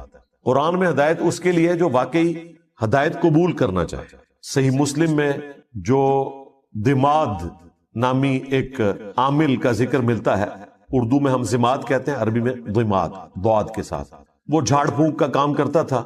صحیح مسلم شریف میں آتا ہے کہ وہ جب مکے میں آیا تو کچھ لوگوں نے اس سے کہا کہ اس طرح ہمارے ایک بڑے ڈائنامک انسان تھے، بڑی اچھی پرسنالٹی محمد صلی اللہ علیہ وآلہ وسلم کی، اور کچھ عرصے سے انہوں نے یہ باتیں کرنا شروع کر دی ہیں، ہمیں لگتا ہے کہ وہ غار ہرا میں جو گئے تھے وہاں پر ان کے اوپر کوئی آسیب کا سایہ ہو گیا، تو تم علاج کرنا جانتے ہو تو تم ان کا علاج کرو، کوئی جادو ہو گیا ان کے اوپر یا آسیب آ گیا۔ صحیح مسلم کے الفاظ ہیں کہ وہ نبی اسلام کے پاس آیا تو اس نے کہا کہ اے محمد اگر آپ چاہیں تو میں آپ کا علاج کر سکتا ہوں، آپ بتائیں کہ آپ کیا دعوت رکھتے ہیں، میں آپ کی بات سننا چاہتا ہوں تاکہ میں جج کروں۔ تو نبی اسلام نے ابھی قرآن تلاوت نہیں کیا، آپ نے صرف خطبے کے سٹارٹ کے الفاظ اس کے سامنے تلاوت کیے، ان الحمد للہ نحمده ونستعینه ونستغفره ونعوذ باللہ من شرور انفسنا ومن سیئات اعمالنا۔ یہ خطبہ جو میں سٹارٹ میں پڑھتا ہوں، اس نے کہا کہ ایک دفعہ مجھے دوبارہ سنائیں، دوبارہ سنا تو اس نے کہا میں گواہی دیتا ہوں کہ آپ اللہ کے رسول ہیں۔ یہ کلام ایسا کلام ہے ہی نہیں ہے، ابھی قرآن نہیں پڑھا تھا، صرف خطبے کے الفاظ، اور ظاہر اس میں تو دعوت تھی نا، آپ نے گاڈ اورینٹڈ ہونا ہے۔ ساحروں کی گفتگو اس قسم کی تو نہیں ہوتی، شاعروں کی گفتگو اس قسم کی تو نہیں ہوتی، وہ تو خوابوں کی دنیا میں رہتے ہیں، وہ تو عشق مجازی کا شکار ہوئے رہتے ہیں، یہ تو گاڈ اورینٹڈ چیز، اور وہ بھی اتنی پرفیکشن کے ساتھ، وہ ایمان لے آیا۔ اب اس فیلڈ کے ایکسپرٹ نے اسلام قبول کر لیا، ہونا تو چاہیے تھا جن لوگوں نے بھیجا تھا وہ سارے بھی مسلمان ہوتے، کیونکہ جس بندے کے اوپر ان کا تکیہ تھا وہ ایمان لے آیا، لیکن وہی ہوا جس طرح جادوگر ایمان لے آئے، فرعون نہیں ایمان لے کر آیا، حالانکہ فرعون کو ایمان لانا چاہیے تھا کہ اس کے اپنے جادوگر مان گئے کہ یہ جادو نہیں ہے۔ یہاں پر بھی کافروں کو مان لینا چاہیے تھا کہ زماد نے جب یہ بات کہہ دی تو پھر یقیناً نبی علیہ السلام ایک غیر معمولی انسان ہے، لیکن چونکہ وہ حق قبول نہیں کرنا چاہتے تھے اللہ تعالیٰ نے ان کو ہدایت نہیں دی، تو پھر ان کے پاس بہانہ یہ ہوتا تھا کہ یہ جادو ہے، اگلے لوگوں کی کہانیاں ہیں۔ اب اس کے جواب میں نبی علیہ السلام نے اللہ کے حضور عرض کی، قال ربی یعلم القول فی السماء والارض، نبی علیہ السلام نے کہا کہ میرا رب خوب جانتا ہے جو بات کہی جاتی ہے آسمان میں اور زمین میں، وہو السمیع العلیم، اور وہی سننے والا ہے، سب کچھ جاننے والا ہے۔ یعنی نبی علیہ السلام نے اپنے غم کی فریاد اپنے رب کے حضور رکھی، اور مشرکین عرب سے کہا کہ یہ جو کچھ تم باتیں کر رہے ہو نا میرے بارے میں، میرا رب خوب جانتا ہے، اسے تو پتا ہے کہ میں اللہ کا پیغمبر ہوں، ہر چیز سے وہ واقف ہے۔ بل قالوا اضغاث احلام، بلکہ وہ یہ بھی کہنا شروع ہو گئے کہ یہ پریشان خواب ہیں، بل افتراہ، بلکہ یہ خود سے انہوں نے گھڑ لیا ہے. بل ہوا شاعر، نہیں بلکہ یہ شاعر ہے. خود بھی ایک بات کے اوپر قائم نہیں ہے. دیکھیں اگر کسی شخص کو یہ پتا چل گیا کہ یہ سامنے والا بندہ کیا ہے تو وہ بار بار اپنا بیان تو نہیں بدلتا. تم نے ساحر کہا، چیپٹر کلوز کرو. نہیں، تسلی نہیں ہوئی کیونکہ جھوٹ کہا ہوا تھا نا. کسی کو یہ لولی پاپ دے دیا کہ ان کو خواب آتے رہتے ہیں، وہ یہ بیان کرتے ہیں. بعض جگہ پہ آیا کہ یہ اساطیر الاولین ہے، اگلے لوگوں کی کہانیاں بیان کرتے ہیں. اچھا، بعض لوگوں کو انہوں نے کہا کہ انہوں نے اللہ پر جھوٹ باندھ دیا، اور بعض کو کہا کہ یہ شاعر ہے. اب اتنے زیادہ بیانات، جادوگر، دیوانہ، اگلے لوگوں کی کہانیاں، پریشان خواب، جھوٹ گھاڑ لیا ہے، شاعر ہیں، مجنون ہیں. یعنی یہ 7 تو میں نے انگلیوں پہ آپ کو گنوا دی گالیاں جو وہ دیا کرتے تھے اپنے نظام میں. اب اس کے اگینسٹ نبی الاسلام کو نبوت ثابت کرنے کے لیے وہ ڈیمانڈ کیا رکھ رہے ہیں؟ فَلْيَأْتِنَا بِآیَةٍ كَمَا أُرْسِلَ الْأَوَّلُونَ. اگر واقعی یہ پیغمبر ہے نا تو یہ اس طرح کے معجزات کیوں نہیں لے کر آتا جو معجزات اگلے لوگوں کو، اگلے پیغمبروں کو دیے گئے تھے. یعنی یہ ہمیں خود ہی بتاتا ہے کہ موسیٰ علیہ السلام کے پاس عصا کا معجزہ تھا، وہ اژدہا بن جاتا تھا. عیسیٰ علیہ السلام مردوں کو زندہ کر دیتے تھے. تو اس قسم کا کوئی معجزہ یہ ہمیں بھی کر کے دکھائے، ہم مان لیں گے. اچھا، یہاں تک اگر بات دیکھی جائے تو لاجیکلی ان کی بات درست ہے کہ جو پیغمبر عوام کے سامنے اگلے انبیاء کے واقعات بیان کر کے اور ان کے معجزات بتا کر دعوی نبوت کر رہا ہے، تو اس کا منطقی نتیجہ یہ ہے کہ اس کے مخاطبین اس سے کہیں کہ اچھا یہ جو آپ بتا رہے ہیں آپ بھی کر کے بتائیں نا، تو ہم آپ پر ایمان لے آئیں گے. تو یہ ڈیمانڈ کوئی غلط نہیں تھی ان کی، لیکن اللہ کا فیصلہ کچھ اور تھا. اللہ تعالیٰ نے اس کے جواب میں کیا فرمایا؟ اس جگہ پر ہر جگہ جواب ڈیفرنٹ آئے گا. یہاں پر کیا جواب آیا؟ ما آمنت قبلہم من قریۃ اہلکناہا. ان سے پہلے جو بستیاں ہلاک کر دی گئیں ان کے رہنے والے بھی ایمان نہیں لے کر آئے تھے. افہم یؤمنون. تو کیا اب یہ لوگ ایمان لے آئیں گے؟ یعنی اللہ تعالیٰ نے اپنا ایک رول بتا دیا کہ اگلے انبیاء کے ماننے والوں کی ڈیمانڈ کے اوپر ہم نے منہ مانگے معجزات دکھائے تو اس کا اینڈ رزلٹ یہی نکلا کہ ایمان وہ نہیں لے کر آئے. تو ان کے ساتھ بھی یہی ہونا ہے، اگر ہم نے ان کا منہ مانگا معجزہ دکھا دیا تو یہ ایمان نہیں لائیں گے. لیکن اس کے بعد رزلٹ کیا نکلے گا؟ وہ سورہ بنی اسرائیل میں اللہ تعالیٰ نے جب 9 معجزات کا ذکر کیا جو نبی الاسلام سے وہ ڈیمانڈ کرتے تھے، انہوں نے ایک پوری لسٹ ان کو پیش کی تھی کہ آپ آسمان پر چڑھ کر بتائیں، ہمارے سامنے چڑھے اور ہمارے سامنے آپ کتاب لے کر اترے، ہم مان لیں گے. آپ کا کوئی باغ ہو جس میں آپ نہریں رواں کر دیں، آپ کا سونے کا کوئی گھر ہو، اس قسم کی وہ ڈیمانڈ کرتے تھے. اس کے جواب میں اللہ تعالیٰ نے فرمایا کہ تم فرماؤ کہ میں بشر ہوں، رسول ہوں، میرا کام دعوت حق پیش کرنا ہے. یہ معجزات اللہ کے پاس ہے. اور پھر کئی جگہ پر قرآن پاک میں اس بات کا جواب اللہ تعالیٰ نے اس طریقے سے دیا کہ اگر ہم ان کو منہ مانگا معجزہ دکھا دیں گے پھر ان کے لیے وقت مقرر کر دیا جائے گا، پھر یہ توبہ نہیں کر سکتے.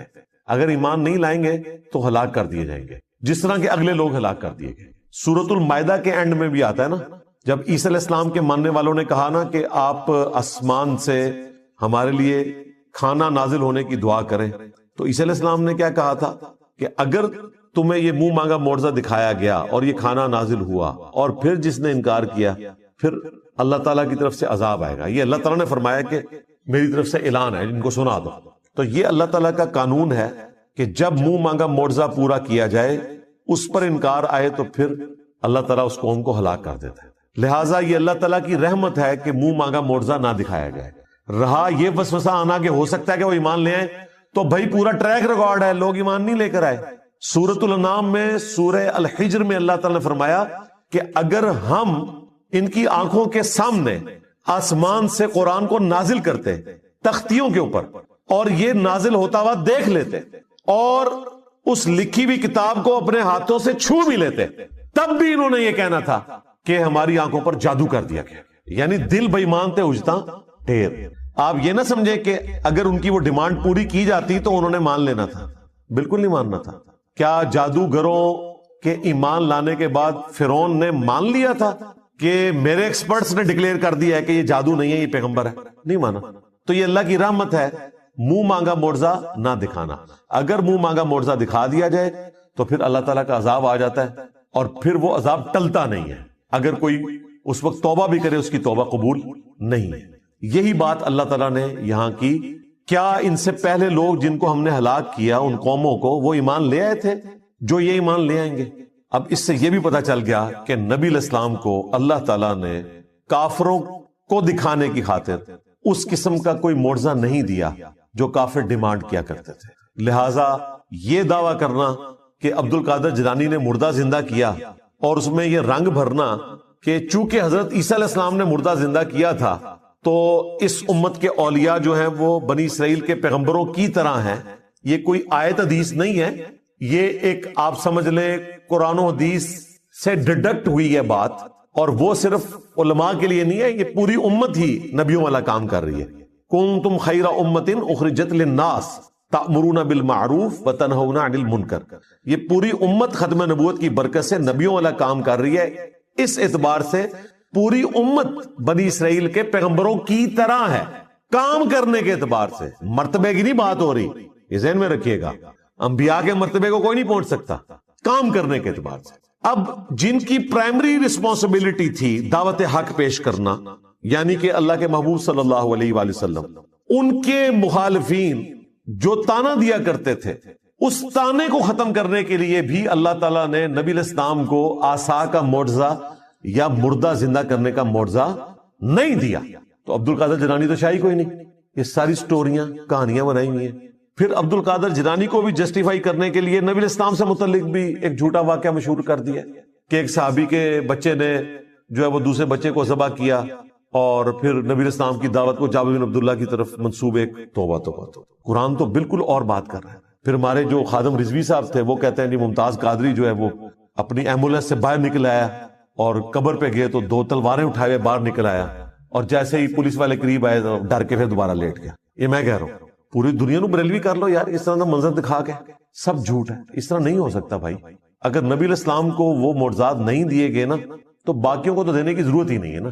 باقیوں کو منوانا تو نہیں ہوتا، اللہ نے منوانا صرف پیغمبر کو ہوتا ہے۔ پیغمبر کے بعد کرامت کا کنسپٹ یہ ہے کہ اللہ تعالیٰ کسی پہ کرم کرتا ہے، کوئی کر کے نہیں کچھ دکھا سکتا، یہ ذہن میں رکھیے گا کہ میں یہ کرنے لگا ہوں یا میں یہ کر سکتا ہوں۔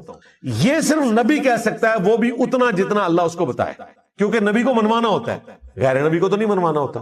تو نبی علیہ السلام کے بارے میں کافر اتنی بڑی بڑی باتیں کر رہے ہیں، اور اس کی کنکلوژن اس اعتبار سے کر رہے ہیں کہ اچھا تو واقعی اگر نبی ہے نا، تو شاعر نہیں ہے، تجھے پریشان خواب نہیں آتے، تو نے اللہ پر جھوٹ نہیں باندھا، تو اگلے لوگوں کی کہانیاں بیان نہیں کرتا، تو جادوگر نہیں ہے، تو مجنون نہیں ہے، تو ٹھیک ہے جو تو نے خود معجزات بیان کیے نا ان میں سے کوئی ایک معجزہ کر کے دکھا دے۔ نہیں، سورۃ الانعام میں اللہ تعالیٰ نے فرمایا اے نبی ہم نے تو معجزہ نہیں دکھانا جو یہ ڈیمانڈ کر رہے ہیں، تم سے ہو سکے تو زمین میں کوئی سرنگ تلاش کر لو یا آسمان پہ سیڑھی لگا دو اور کوئی معجزہ لے آؤ، اور اے نبی جاہلوں میں نہ ہو۔ اتنے سخت الفاظ۔ یہ قرآن ہے بھائی، یہ کتابوں کا خدا ہے، یہ بابوں کا خدا نہیں ہے، یہ بابوں کا پیغمبر نہیں ہے، یہ بابوں کا دین نہیں ہے، یہ کتابوں کا دین ہے، جو واقعی صحیح بات اللہ تعالیٰ کی طرف سے انسانیت کو پہنچائی گئی ہے۔ تو کلیئر کٹ اللہ تعالیٰ نے فرمایا کہ چونکہ اگلے لوگ ایمان نہیں لے کر آئے تھے، یہ بھی نہیں لائیں گے، لہٰذا ان کے لیے یہ ہے کہ انہیں ڈھیل دی جائے اور منہ مانگا معجزہ نہ دکھایا جائے۔ سورۃ الانبیاء کی 6 آیات پوری ہوئی ہیں اور مسلمانوں کی اکثریت کا عقیدہ اس کا جنازہ نکل گیا کہ اس عقیدے کا کوئی لینا دینا نہیں ہے قرآن و سنت کے عقائد کے ساتھ۔ سورۃ الانبیاء یہ پڑھ کے بتا دیتے تو انہیں پتا چل جاتا کہ انبیاء کا کیا سٹیٹس ہے۔ اس کے جواب میں اگر یہ قرآن کی آیات آدھی پڑھی جائیں اور ان سے پوچھا جائے کہ بتاؤ پھر اللہ نے کیا جواب دیا ہوگا، تو یہ تو آپ کو یہی بتائیں گے کہ اللہ تعالیٰ نے پھر وہ معجزات دے دیے ہوں گے، تو ایسا نہیں ہوا۔ سورۃ العنکبوت میں اللہ تعالیٰ نے فرمایا کہ اے نبی اس قرآن کے نزول سے پہلے نہ تو آپ کتاب میں سے کچھ پڑھ سکتے تھے، نہ اپنے دائیں ہاتھ سے کچھ لکھ سکتے تھے، ورنہ یہ چیز کافروں کو شک میں مبتلا کر دیتی کہ یہ کتاب آپ نے خود لکھ لی ہے۔ کیا ان کے لیے کافی نہیں ہے کہ اللہ تعالیٰ کی آیات صبح و شام ان پر تلاوت کی جاتی ہیں؟ یہ معجزہ ہے۔ تو دعوی نبوت والا معجزہ نبی علیہ السلام کا قرآن ہے، جس طرح کہ عیسیٰ علیہ السلام کا مردوں کو زندہ کرنا اور موسیٰ علیہ السلام کا لاٹھی کو پھینک کر اژدہا بنانا اور اسے ہاتھ لگانا اور دوبارہ اس کا لاٹھی بننا، اس طریقے پہ نبی علیہ السلام کا معجزہ یہ قرآن ہے۔ یہ سورۃ العنکبوت میں اور کئی صورتوں میں ذکر ہوا، اور نبی علیہ السلام نے تو بالکل کھول کر اس کو مزید بیان کیا۔ بخاری مسلم میں حدیث ہے اللہ تعالیٰ نے ہر نبی کو کوئی نہ کوئی معجزہ دیا تھا. یہ معجزہ تو ہم ویسے علم الکلام میں استعمال کرتے ہیں, قرآن و سنت میں اس کے لیے ٹرم آتی ہے آیتن. یہاں پر بھی دیکھ لیں, فَلْيَأْتِنَا بِآیَةٍ, نشانی, معجزہ عقل کو عاجز کر دینے والی چیز, فزیکل فینامنا آف نیچر کو توڑنے والی چیز, اس لیے ہم یہ معجزہ کی ٹرم استعمال کرتے ہیں. ویسے اس کے لیے ٹرم ہے آیا, نشانی.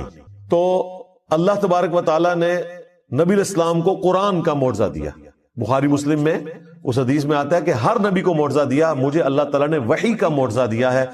میں اللہ سے امید کرتا ہوں قیامت کے دن سب سے زیادہ متبعین میری امت سے ہوں گے, کیونکہ اللہ تعالیٰ نے مجھے ایک یونیک معجزہ دیا ہے, وحی کا معجزہ. اور وہ بخاری مسلم میں آتا ہے کہ جنتیوں کا نصف امت محمدیہ سے صلی اللہ علیہ وآلہ وسلم, کیونکہ معجزہ سب سے بڑا ہے.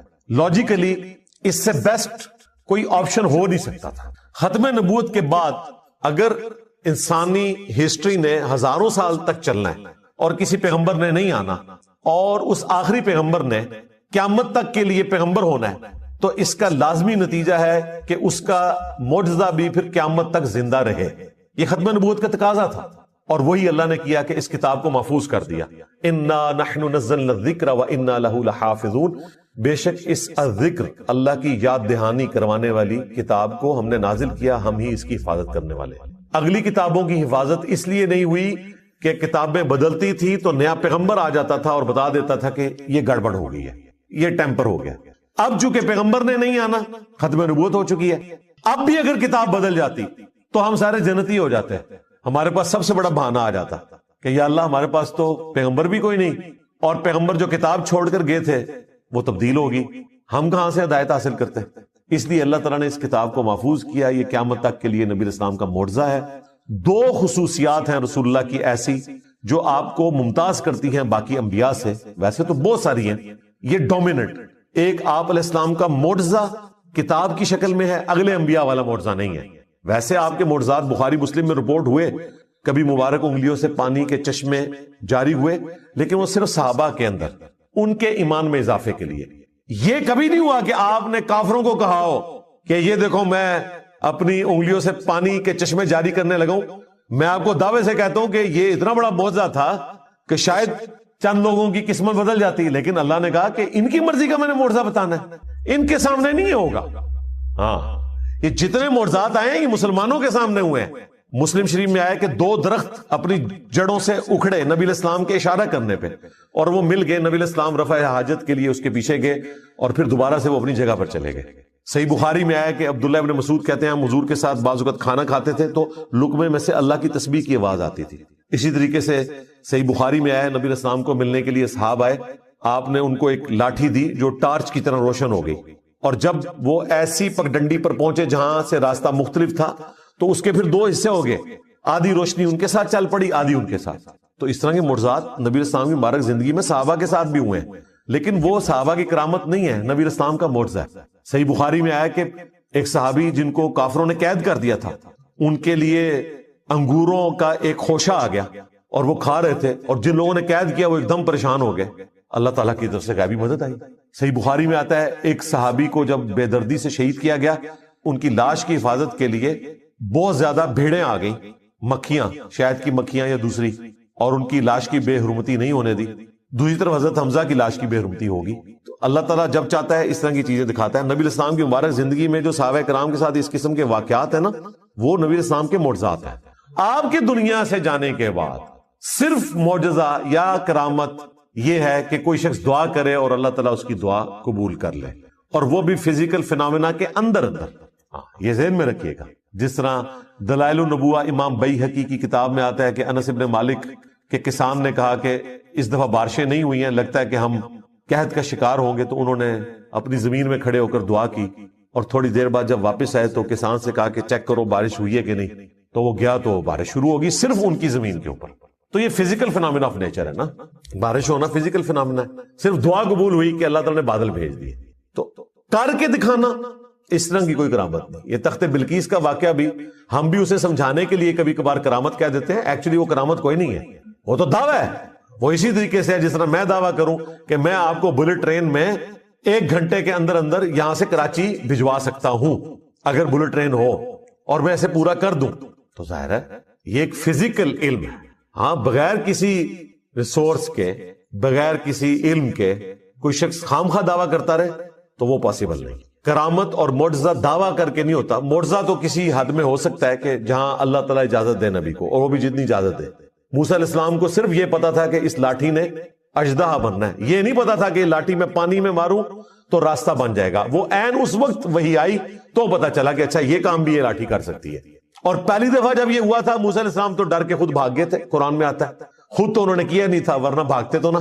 تو معجزہ بھی صرف اس حد تک ہے کہ اللہ تبارک و تعالیٰ کسی نبی کو دے اور اسے اجازت دے تب، ادروائز خود سے کوئی نہیں کر کے دکھا سکتا. تو نبی علیہ السلام کے جتنے فزیکل فینومینا آف نیچر کو توڑنے والے معجزات ہیں یہ سب کے سب مسلمانوں سے متعلق ہے. ایک نشانی ایسی ہے جو بالکل سٹارٹ میں آئی، وہ چاند کا 2 ٹکڑے ہونا تھا، دیٹس آل. باقی جتنے فزیکل فینومینا آف نیچر کو توڑنے والے معجزات ہیں وہ صحابہ کرام کے درمیان ہے. آپ کی دعا کی برکت سے 10 بندوں کا کھانا 300 بندوں نے کھا لیا اور اتنا ہی رہا، بخاری مسلم میں آتا ہے. یہ بس صحابہ کرام میں رہا، کافروں کے لیے نہیں. تو نبی علیہ السلام کی 2 خصوصیات کیا ہیں؟ آپ کا معجزہ اگلے انبیاء والا نہیں، دعوی نبوت والا قرآن ہے، چونکہ آپ کی نبوت قیامت تک ہے. اور دوسری خصوصیت، اگلے انبیاء کا انکار کرنے پر اللہ کی طرف سے آسمان سے عذاب آتا تھا، چنگھاڑ کی شکل میں، پتھروں کی بارش کی شکل میں، سمندر میں غرق ہونے کی شکل میں، وبائی امراض کی شکل میں. لیکن نبی علیہ السلام کے کیس میں اس طرح کا کوئی عذاب نہیں آیا. اگر آیا تو قتال کی شکل میں آیا، جو قرآن میں سورہ توبہ میں آیا کہ ہم مسلمانوں کے ہاتھوں سے ان کو عذاب دیں گے. تھوڑی بہت آزمائشیں آئیں قحط سالی کی شکل میں، بخاری میں آتا ہے، اور نبی علیہ السلام سے وہ دعا بھی کرواتے تھے. لیکن جو بڑے لیول کا عذاب ہے وہ قتال کی شکل میں اللہ تعالیٰ نے صحابہ کرام کی تلوار کو مسلط کیا. یعنی قرآن اور قتال یہ نبی علیہ السلام کی 2 خصوصیات ہیں ایکویلنٹ ٹو اگلے انبیاء کے. وہاں پر اللہ کی طرف سے عذاب استیصال آتا تھا اور فزیکل فینومینا آف نیچر کو توڑنے والے معجزات دیے جاتے تھے. نبی علیہ السلام کو عذاب استیصال قتال کی شکل میں دیا گیا مخالفین کے اوپر، اور قرآن کی شکل میں قیامت تک کے لیے معجزہ دیا گیا. آج عیسیٰ علیہ السلام کا معجزہ کوئی دکھا نہیں سکتا، نہ اس کی کوئی ویڈیو موجود ہے. موسیٰ علیہ السلام کے معجزے کی ویڈیو موجود نہیں ہے. ہم ان معجزات کو برحق سمجھتے ہیں قرآن کے کہنے کے اوپر. دکھا ہم بھی کوئی نہیں سکتے، لیکن قرآن وہ معجزہ ہے جو ہم دکھا سکتے ہیں، جو اس زمانے میں شاعروں کے لیے چیلنج بن گیا. آج سائنس کے اعتبار سے معجزہ ہے کہ کئی ایک ڈسکوریز جو 20ویں صدی میں آ کر ہوئی ہیں ان کا ذکر اس زمانے میں اس کتاب میں موجود ہونا، اس کا جواب صرف یہ ہو سکتا ہے کہ یہ کریٹر آف دی یونیورس کی طرف سے کتاب بھیجی گئی، اور کوئی جواب نہیں ہو سکتا. ابھی تو اس کے اندر جو میتھمیٹیکل چیزیں ہیں وہ ہمارے ایک بھائی نے اگلے دن ہائی لائٹ کی ہیں، میں نے ان سے پھر فون پہ بھی بات کی. وہ ایک ایتھیسٹ کے ساتھ گفتگو کر رہے تھے صرف سورۃ الکوثر کے اوپر. انہوں نے کئی ایک اس کی میتھمیٹیکل جو آرڈر ہے ڈسکور کیے ہیں. ایک تو اس کے اندر جو پیغام چھپا ہے وہ تو اپنی جگہ، جو میتھمیٹیکل آرڈر موجود ہے الفابیٹس کا وہ اتنا یونیک ہے. اور وہ کہتے ہیں میں نے تو پورے قرآن کے اوپر اس حوالے سے ورکنگ کی ہوئی ہے. اور یہ دیکھیں اتنی بڑی حفاظت ہے کہ قرآن کی کوئی آیت بدلے گا تو وہ آرڈر ڈسٹرب ہو جائے گا، ایک لفظ بھی بدل دے تو آرڈر اس کا ڈسٹرب ہو جائے گا. اب یہ وہ چیزیں ہیں جو صحابہ کرام کو بھی نہیں پتا تھی. ہر آنے والا زمانہ قرآن پاک کے حوالے سے نئی چیزیں ہائی لائٹ کرے گا لوگوں کے سامنے. حروف ابجد کا علم صحابہ اور تابعین کے دور میں زبان کے طور پر رائج تھا. یہ تعویذات جو لکھتے ہیں انہوں نے تو اس علم کو ہی بدنام کر دیا نا، ورنہ یہ پیرلل میں ایک لینگویج ہے جس میں آپ اعداد کو جمع کر کے ایک پوری گنتی ہے. جس طرح محمد کے 92 بنتے ہیں، اللہ کے 66 بنتے ہیں، بسم اللہ الرحمن الرحیم کے 786 بنتے ہیں. ان ڈیجٹس کو یوز کر کے بھی قرآن پاک کے حوالے سے کئی ساری چیزیں ملتی ہیں جو آج لوگوں نے اس کے اوپر ایکسپیریمنٹس پرفارم کیے ہیں. اس طریقے سے قرآن حکیم کا اعجاز کہ اس کی صورتیں جوڑوں کی شکل میں نازل ہوئیں، یہ چیزیں تو ابھی آ کے لوگوں نے ایکسپلور کی نا. حمید الدین فرائی صاحب سے پہلے تو یہ چیز کسی نے ہائی لائٹ نہیں کی تھی. مولانا مودودی رحمہ اللہ نے کئی چیزوں کی ویلیو ایڈیشن کی، کئی ایسی چیزیں انہوں نے ہائی لائٹ کی جو پہلے لوگوں نے ہائی لائٹ نہیں کی ہوئی تھی. تو ہر آنے والا زمانہ قرآن پاک کے حوالے سے کوئی نہ کوئی ایسی نئی چیز بتاتا ہے کہ جو انسان کو حیران کر دیتی ہے کہ یہ ایک غیر معمولی کلام ہے. تو یہ معجزہ قیامت تک کے لیے. اس اعتبار سے نبی علیہ السلام کا یہ فرمانا کہ مجھے اللہ نے وہی کا معجزہ دیا ہے، میں امید کرتا ہوں کہ قیامت کے دن سب سے زیادہ متبعین میری امت سے ہوں گے. اس کا پریکٹیکل جو عملی نمونہ ہے وہ ہم نے دیکھ لیا کہ لوگوں نے قرآن کا ترجمہ انگریزی میں پڑھا، اپنی مدر ٹنگ میں پڑھا اور اسلام قبول کر لیا. نبی علیہ السلام کو دنیا سے گئے ہوئے 1400 سال سے زیادہ گزر چکے ہیں. قرآن کی دعوت الحمدللہ اسی طریقے سے شد و مد کے ساتھ جاری ہے. اور یہ ہے اصل میں انقلاب جو دن بدن بڑھتا چلا جا رہا ہے. جب مسلمانوں کی امپائرز ختم ہو گئی تھیں, دنیا میں کوئی حکومت باقی نہیں رہی, اس وقت بھی یہ انقلاب تھا. آج اللہ تعالیٰ نے 58 اسلامک کنٹریز ہمیں دے دیے, انقلاب آج بھی اسی طریقے سے. کل کوئی ملک ختم بھی ہو جائے, نبی الاسلام کا انقلاب گلی گلی اسی طریقے سے پوری دنیا میں جاری ہے. یہ ہے لیگیسی, جو لیگیسی کسی اور شخص نے نہیں چھوڑی. وَمَا أَرْسَلْنَا قَبْلَكَ إِلَّا رِجَالًا نُوحِي إِلَيْهِمْ, اور ہم نے آپ صلی اللہ علیہ وآلہ وسلم سے پہلے کوئی بھی پیغمبر نہیں بھیجا مگر یہ کہ وہ مرد ہی تھا اور اس کی طرف ہم نے وہی بھیجی. فَاسْأَلُوا أَهْلَ الذِّكْرِ إِن كُنتُمْ لَا تَعْلَمُونَ, اگر تمہیں علم نہیں ہے تو اہل ذکر سے پوچھ لو. یعنی مشرکین عرب سے کہا جا رہا ہے اگر تمہارے پاس علم نہیں ہے تو جیوز اور کرسچنز کے علماء جن کے پاس الہامی کتابوں کا علم ہے ان سے پوچھ لو کہ نبی الاسلام سے پہلے بھی جو پیغمبر آئے وہ انسان ہی ہوا کرتے تھے. تمہارا یہ اعتراض کرنا کہ یہ ہماری طرح کا انسان ہے, تو اگلے انبیاء بھی انسان ہی ہوا کرتے تھے اور مرد ہوا کرتے تھے. عورتوں میں کوئی پیغمبر نہیں آیا, انسانوں کی سپیشیز سے ہی پیغمبر آئے. ظاہر ہے عورتیں اس کام کے لیے سوٹیبل بھی نہیں, اس کے لیے ایکسٹروورٹ بندہ چاہیے اور پھر وہ ایسا ڈائنامک ہو کہ ہر وقت اویلیبل ہو. عورتوں کے ساتھ تو اللہ تعالیٰ نے کئی ایک بشری کمزوریاں لگائی ہیں. مہینے میں 6-7 دن ان پر ایسا وقت آتا ہے کہ وہ نماز بھی نہیں پڑھ سکتی. اللہ تعالیٰ کی طرف سے ایک ان کے لیے ریلیکسیشن ہے اور وہ مسجد میں بھی نہیں جا سکتی. اب پیغمبر نے تو امت کو لیڈ کرنا ہوتا ہے, یہ تو ہو ہی نہیں سکتا کہ پیغمبر جو ہے وہ عورت ہو اور وہ 7 دن کی چھٹی کرے, پلس پھر اس کو مردوں سے پردہ کرنا پڑے گا اور کئی کمپلیکیشنز آ جائیں گی. اس لیے اللہ تعالیٰ نے پیغمبر مرد بنائے. ہاں پیغمبروں کی مائیں عورتیں ضرور تھیں, ان کی رسپیکٹ اپنی جگہ, اللہ نے ان کی تعریف بھی کی ہے, موسیٰ علیہ السلام کی والدہ کی, عیسیٰ علیہ السلام کی والدہ کی, لیکن پیغمبر مرد ہی ہوں گے اور انسانوں کی اسپیشی سے ہوں گے. اگر تمہیں علم نہیں ہے تو اہل علم سے پوچھو. رسول اللہ کے اوپر یہ بہتان لگانا کہ چونکہ یہ انسان ہے لہذا انسان ہے تو جھوٹ بول رہے ہیں, انہیں خواب بھی آتے ہیں پریشان, یہ شاعر ہیں, اگلے لوگوں کی کہانیاں بیان کرتے ہیں, تو یہ غلط ہے. انسان ضرور ہے اور وہ اس لیے کہ تم انسان ہو اور انسان انسانوں کو فالو کر سکتے ہیں. آئیڈیل انسانوں کے لیے انسانوں میں سے ہی ہو سکتا ہے, لیکن مرتبے کا جو معاملہ ہے اللہ کے ساتھ جو ان کا تعلق ہے اس میں کوئی انسان کے برابر نہیں ہو سکتا. وہی کا آنا ہی بہت بڑا ڈفرنس ہے. تو اگلے انبیاء کے ماننے والوں کے پاس کتاب کا علم ہے, ان سے پوچھ لو اگر تمہارے پاس علم نہیں ہے. اب یہ مشہور آیت کا حصہ ہے جو اکثر لوگ پیش کرتے ہیں, فَاسْأَلُوا أَهْلَ الذِّكْرِ إِن كُنتُمْ لَا تَعْلَمُونَ, اور پھر تختہ مشق مجھے بنانا شروع کر دیتے ہیں. کہتے ہیں جی دیکھیں جی انجینئر صاحب سے آپ کی پوچھتے ہیں, اہل ذکر سے پوچھیں. اور بھائی انجینئر صاحب بھی اہل ذکر سے ہی پوچھتے ہیں. میں نے قرآن کا ترجمہ لکھ کر آپ کے حوالے نہیں کیا, ہم آپ کو آپ کے مولویوں کا ترجمہ پڑھنے کا کہتے ہیں, لیکن آپ کے مولوی اگر اپنا ترجمہ لکھ کے اس پہ عمل نہیں کر رہے تو آپ ان سے جا کے پوچھیں. اور ترجمے کی حد تک تو ٹھیک ہے, تفسیر میں 1000 کے قریب آیات قرآن پاک کی سائنٹیفک فیکٹس اور فزیکل فینومینا آف نیچر کے اوپر ہیں, اور مولوی کو تو سائنس کے لیے بھی نہیں آتی. مولوی تو آپ کو بتا رہے ہیں زمین ساکن ہے اور اس کو قرآن سے ثابت کر رہے ہیں, یعنی قرآن کو جھوٹا ثابت کرنے کی کوشش کر رہے ہیں. قرآن جو زمین ساکن کہتا ہے تو اس سے مراد یہ ہے کہ اس کو رہنے کے قابل بچھونا بنایا ہے. کل فی فلک یسبحون, یہ نہیں ان کو نظر آتا کہ تمام اجرام فلکی جو ہیں وہ اس کائنات میں تیر رہے ہیں, گھوم بھی رہے ہیں اور ریوالو بھی کر رہے ہیں, روٹیٹ بھی کر رہے ہیں, ریوالو بھی کر رہے ہیں, اپنے محور کے گرد بھی اور دوسرے آبجیکٹس کے گرد بھی. اب تو کہکشاؤں کا بھی پتا چلا ہے کہ وہ بھی پوری کہکشائیں بھی گھوم رہی ہیں, وہ بھی اپنی ٹریولنگ کے اوپر ہیں. تو ہمارے علماء کا تو یہ حال ہے. تو اہل ذکر اس فیلڈ کے ایکسپرٹ ہوں گے. اگر ایمبریولوجی کا کوئی مسئلہ آئے گا تو آپ اس فیلڈ کے بندے سے پوچھیں, جیولوجی کا مسئلہ آئے گا اس فیلڈ کے بندے سے پوچھیں گے. تو اہل ذکر سے مراد علماء نہیں ہے, اس فیلڈ کے ایکسپرٹ ہیں.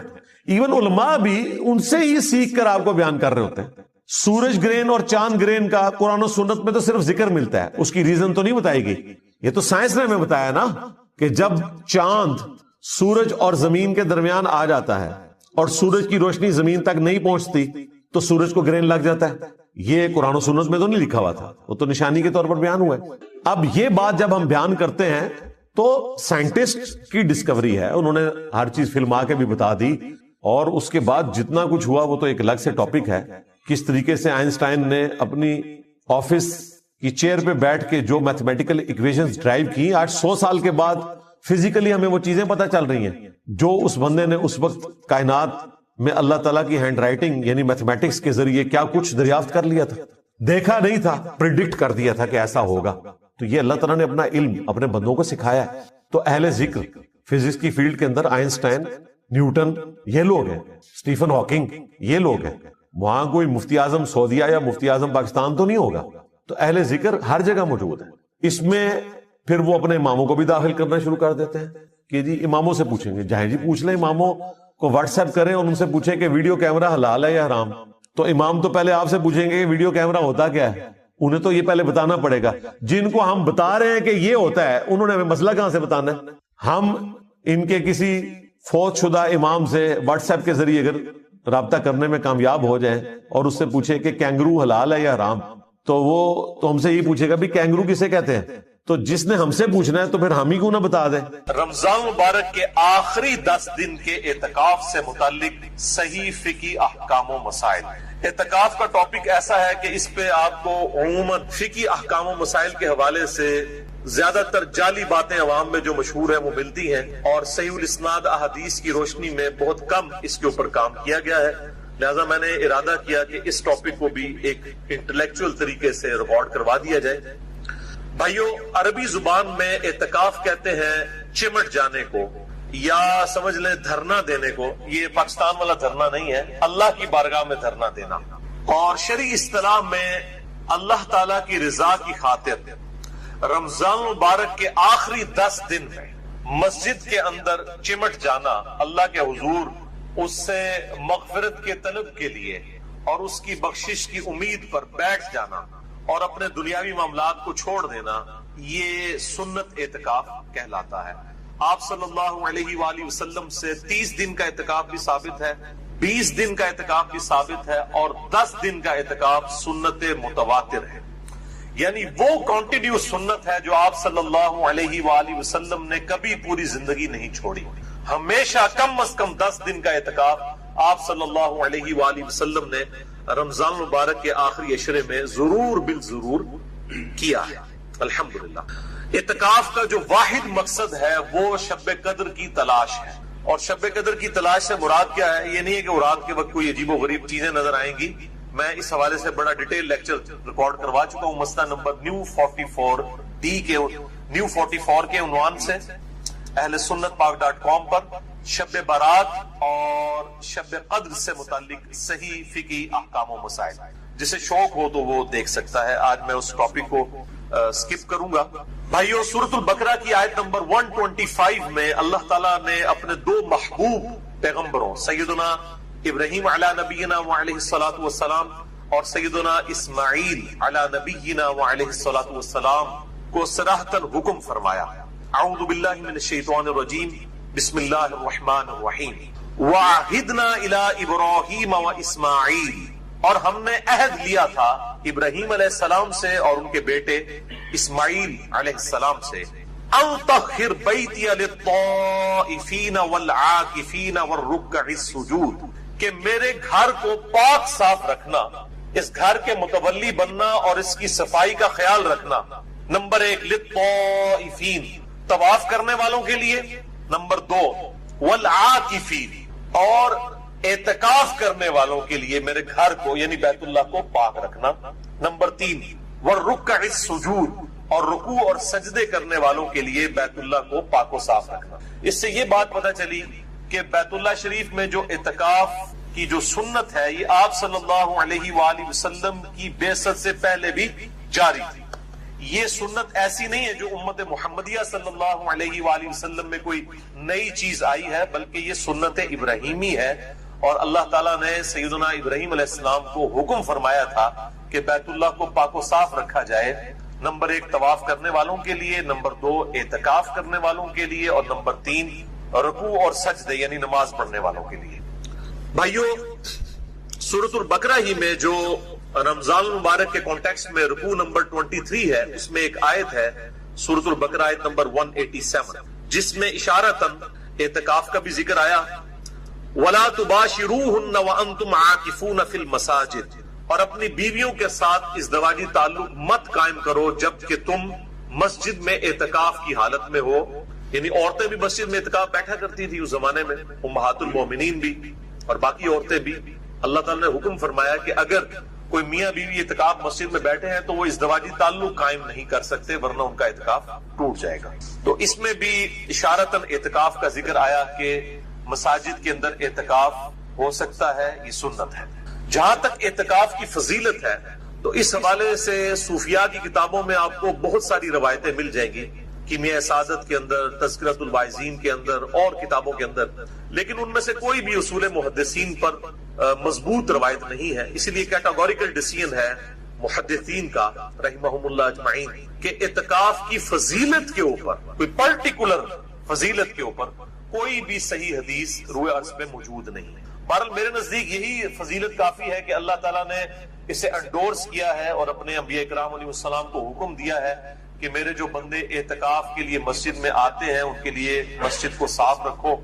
اور اس حوالے سے احکامات بھی احادیث کے اندر آئے ہیں. تو یہ خود بہت بڑی فضیلت ہے کہ انسان دنیاوی معاملات کو چھوڑ کر پورے پیشن کے ساتھ، پوری ڈیڈیکیشن کے ساتھ اللہ تعالیٰ کی بارگاہ میں حاضر ہو جائے.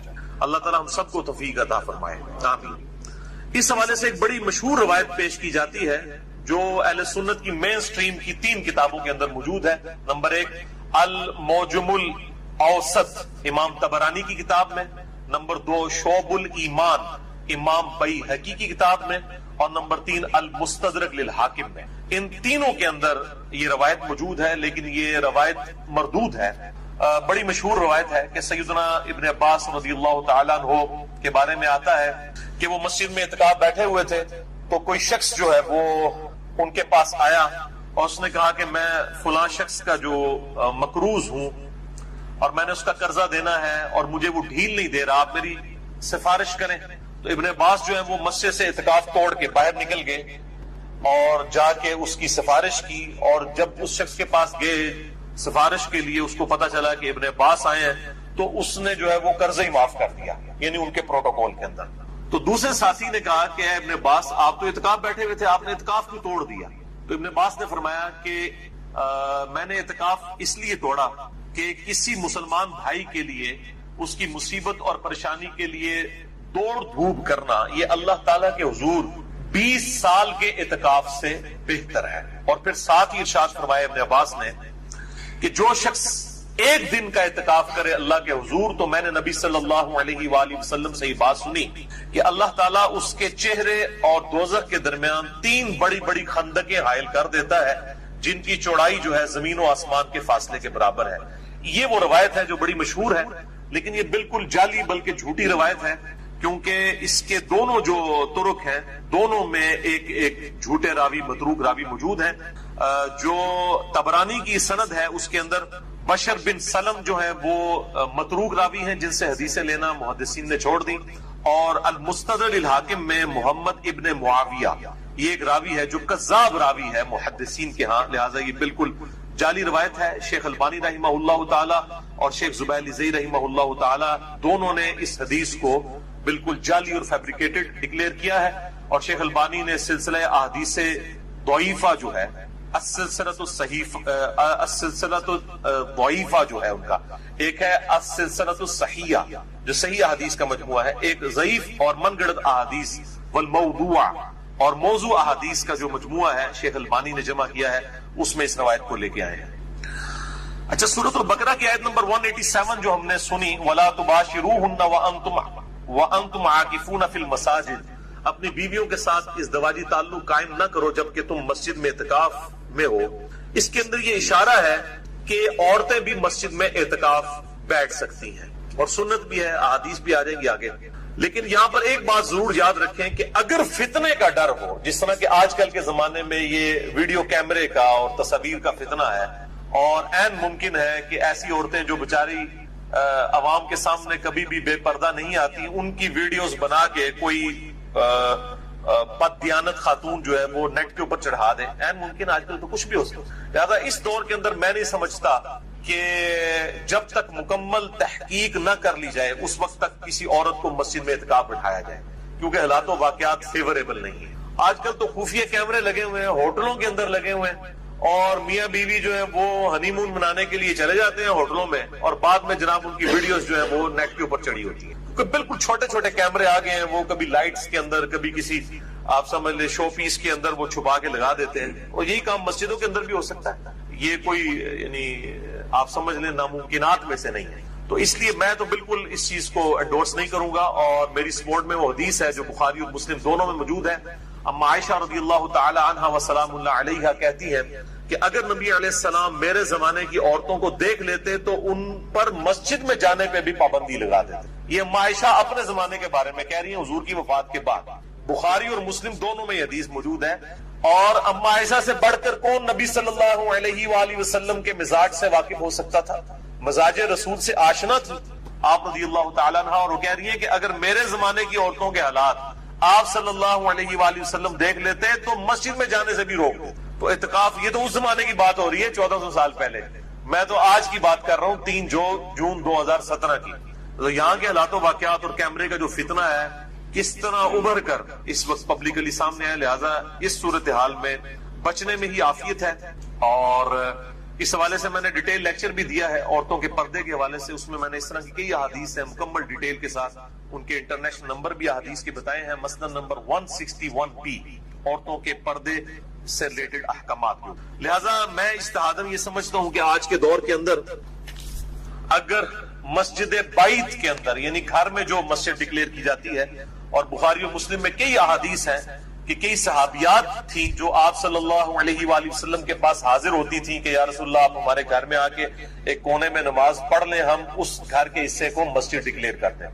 تو اس زمانے میں بھی صحابہ کرام اپنے گھر کے کسی ایک کونے یا گوشے کو مسجد کے طور پر ڈکلیئر کرتے تھے گھر کی عورتوں کی نماز پڑھنے کے لیے، کیونکہ عورت کا گھر میں نماز پڑھنا مسجد میں پڑھنے سے افضل ہے. یہ صحیح الاسناد احادیث سے ثابت ہے. مسند نمبر 161B میں نے ڈیٹیل سے یہ 17 کے قریب احادیث الحمدللہ بیان کی ہیں. آج مان لی کہ میں ان کی ڈیٹیل میں جاؤں. تو لہٰذا اس طرح کی جو مسجد بیت ہیں گھر میں ڈکلیئر کی ہوئی مسجدیں، اس کے اندر اگر عورتیں اعتکاف کر لیں تو اس کے اوپر جو سلفی اہل حدیث علماء خام خواہ فتویٰ لگاتے ہیں، اور بیسیکلی وہ فتویٰ اس لیے لگتا ہے کہ چونکہ حنفی قائل ہیں گھر میں جو ہے وہ اعتکاف کرنے کے، اس لیے اہل حدیث دوسرے معاملے میں بہت ضد کے اندر آئے ہوئے ہیں اس مسئلے میں کہ نہیں جی گھر میں عورت اعتکاف کر ہی نہیں سکتی، یہ تو ایک نفلی عبادت ہے، نہ بھی کرے تو خیر ہے، مطلب ہم نے گھر میں نہیں کرنے دینا. تو اب جب مسجد کے اندر حالات و واقعات ایسے نہیں ہیں، اور نبی علیہ السلام نے عورتوں کو ترغیب دلائی ہے کہ وہ گھروں کے اندر نماز پڑھیں، اور بخاری مسلم میں حدیث ہے مردوں کے لیے بھی فرض کے علاوہ نفلی نماز جو ہے وہ گھر میں پڑھنا افضل ہے. تو گھر میں تو مسجد بیت ہونی چاہیے، اس کے اندر اگر عورتیں اعتکاف کر لیتی ہیں تو میرا خیال ہے اس میں کوئی حرج نہیں. بلکہ میں تو اس سے بھی ایک سٹیپ آگے جاؤں گا کہ جو میرے جیسے مرد ہیں جن کے لیے مسجد میں اعتکاف کرنا مشکل ہے، یعنی میں کسی مسجد میں چلا جاؤں تو میرے لیے بہت بڑا فتنہ بن جاتا ہے. اتنے لوگ ملنے کے لیے آ جاتے ہیں اور ملاقاتوں کا سلسلہ شروع ہو جاتا ہے، حتیٰ کہ مسجد کمیٹی اور مسجد کی جو انتظامیہ اور مسجد کے جو امام اور خطباء حضرات وہ خام خواہ میرے خلاف ہو جاتے ہیں. یہ تو اللہ تعالیٰ کسی کے دل میں کسی کی محبت ڈال دینا. یعنی میں کہیں پہ بھی چلا جاؤں پورے پاکستان کے اندر جہاں پہ بھی انٹرنیٹ ہے تو لوگ جانتے ہوتے ہیں الحمدللہ. لہٰذا میں تو اب کئی سال ہو گئے کہ میں تو اعتکاف کی ایک سنت سے ہی محروم ہو چکا ہوں. حالانکہ میں الحمدللہ کوئی سال نہیں جانے دیتا تھا. 1996 سے لے کے 2008 تک میں مسلسل اعتکاف بیٹھتا تھا. لیکن اس کے بعد جب سے یہ پبلک فگر بننے والا مسئلہ شروع ہوا اور دعوت و تبلیغ سے یہ کام پھیلنا شروع ہوا، اب تو یہ حالت ہے میں اعتکاف میں کسی کو ملنے کے لیے چلا جاؤں تو مسجد کی انتظامیہ میں جو ہے نا وہ کھلبلی مچ جاتی ہے. اتنے لوگ آ جاتے ہیں ملنے کے لیے، یعنی پھر تو کوئی خطیب سے تو مسئلہ پوچھتے ہی نہیں، سارے لوگ میرے پاس آ جاتے ہیں. بلکہ میرے لیے تو بڑا مشکل ہو گیا کسی اڈے کے اوپر چلا جاؤں.